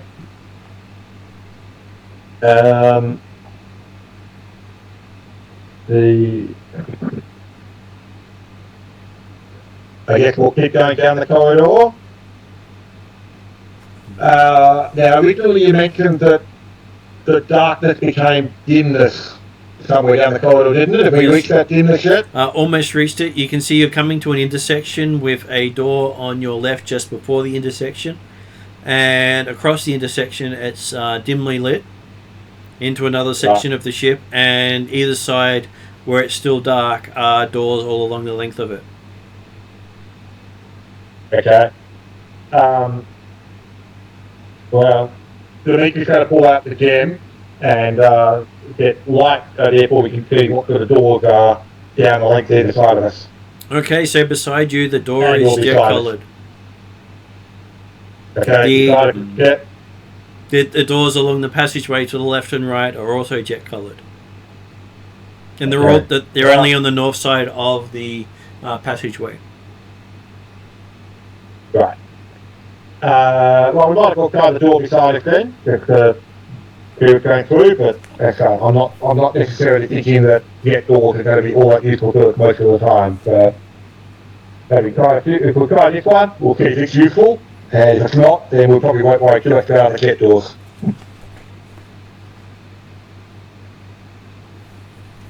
Okay, so as you open it, you see there are 6 of the veg pygmies and 4 of those medium-sized creatures in here, each with long, sort of sharp-looking spears. Oh, I only got 14. On your initiative? Yeah. Yeah, so Dimitri probably won't go for the diplomacy option this time.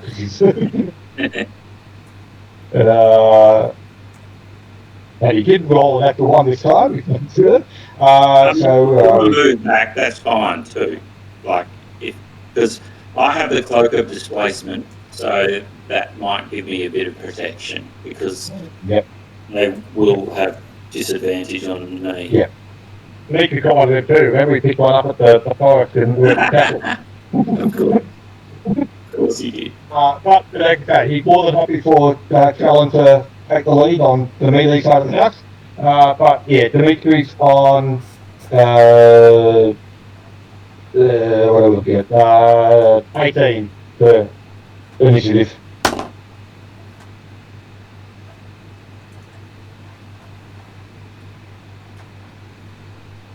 Okay. Let's see how they go.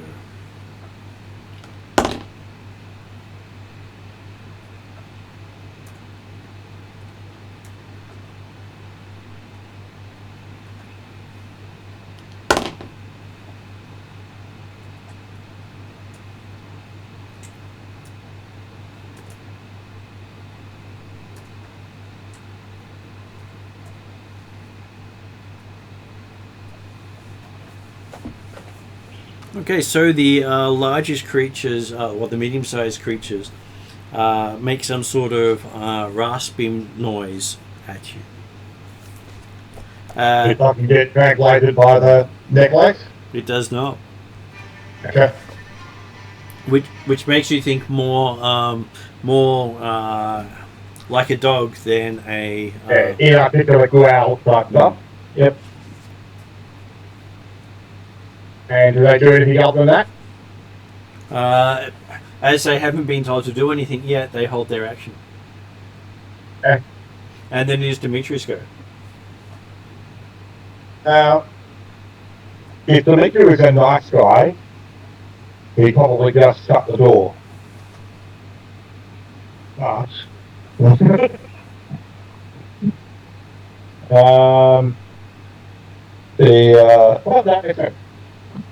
He's going to try again. Say greetings, we mean you no harm. Until you decide to accidentally activate stuff and we get accidentally cut to stuff too.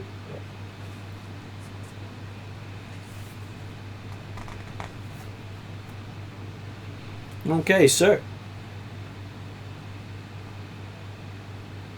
Admittedly, as you say that, he's also stepping back away from the door to allow Carolyn freeway in.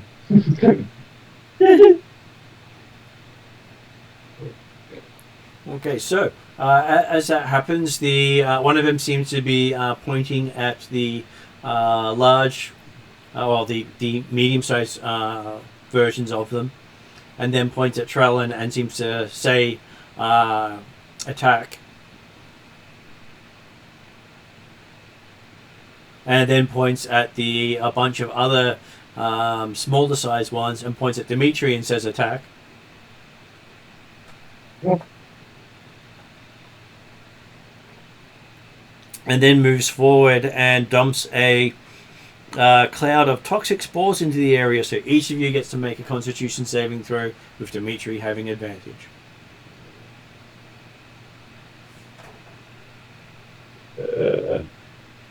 Dimitri's on 22. 5.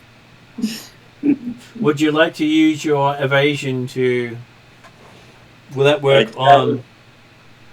It doesn't really work Okay. because it's a Constitution save rather than a Dexterity save. But didn't you say you had something else that was purity of body or something that gave you immunity to poison? Immune to disease and poison. There you go. Okay, so as you fail to keep the spores out of your lungs, you realize they have no effect on you. As try as you might, nothing happens. You're finding breathing a bit of a... So just so you know, your character can never get drunk and can never get high. I've been looking at the monk levels, and I think at level 15 is when you don't age. Mm-hmm. Yep. Okay. And like I say, being not using drugs or alcohol is perfectly appropriate for a pure monk. That's right. Purity of body. Your body is a temple. Well, except the flame tongue longsword. But anyway. And it is now okay. The fact, you wouldn't actually. Part of that process is you wouldn't drink alcohol or take drugs because you keep your body pure. So, yes. But yeah, so they've attacked. Do they actually one drug spores? Have they actually attacked with this, or have they got to wait for their action after being told to attack? They have to wait for their action because they didn't hold their action. Okay.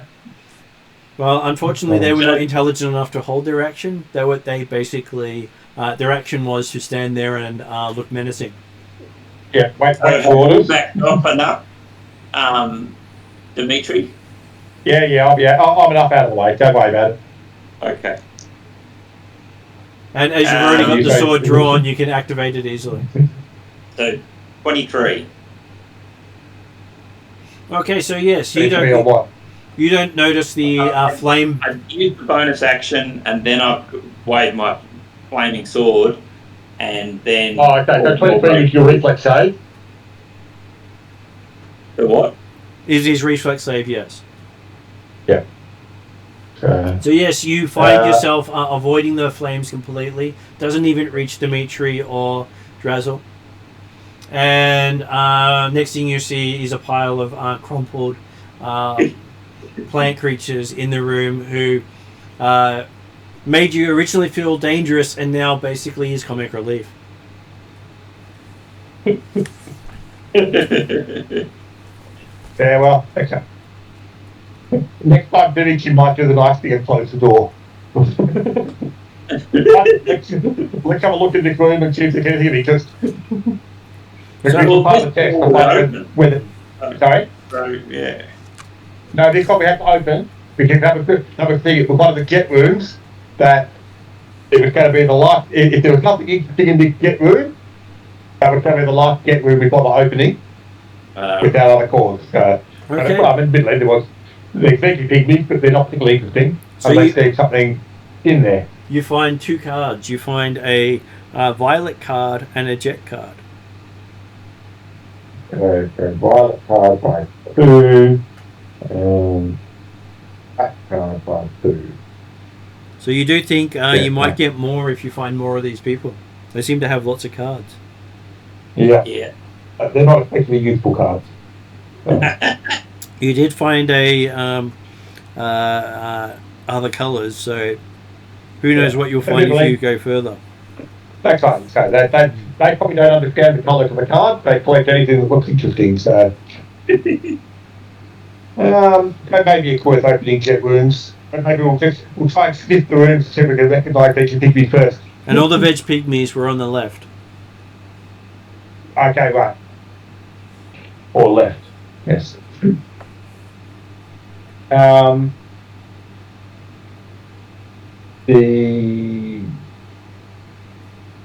Okay, so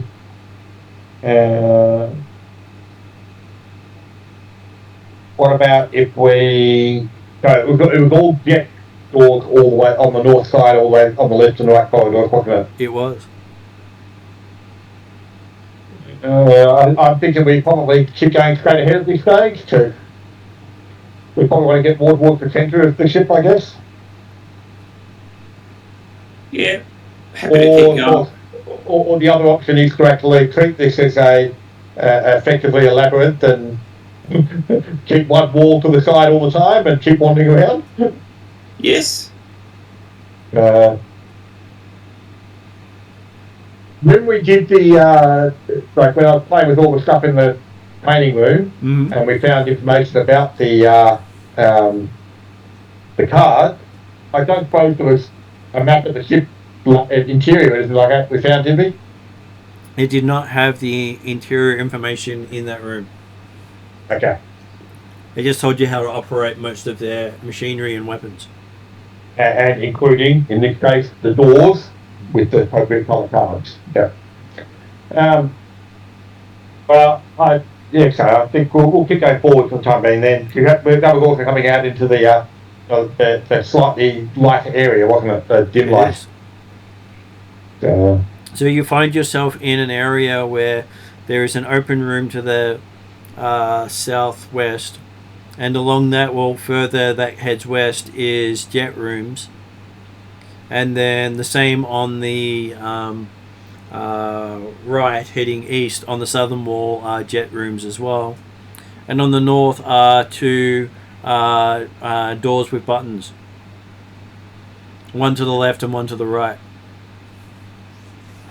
Button doors left of game in lifetime. Are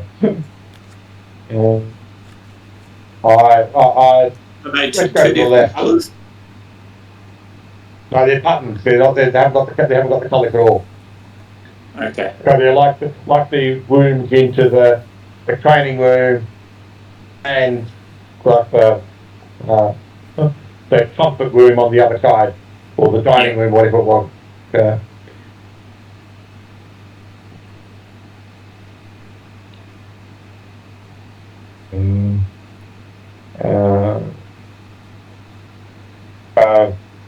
We could push a button on the door on the left and then potentially leave it to find out what's happening next week. Well, I'll just look at the time being 10:15, thinking, oh, hang on, I don't really want to get involved in the combat. Well, although admittedly the combat we've had have been pretty quick. Pretty quick.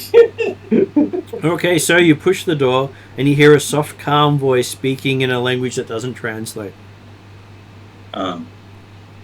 And looking in, the room seems to have simple furnishings and colourful wall hangings.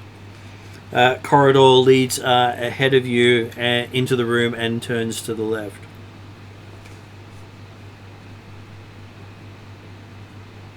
Okay. I'm happy to lead. Yep. Okay. Yep. And what is this area lit up? This area is well lit. Well lit. Okay.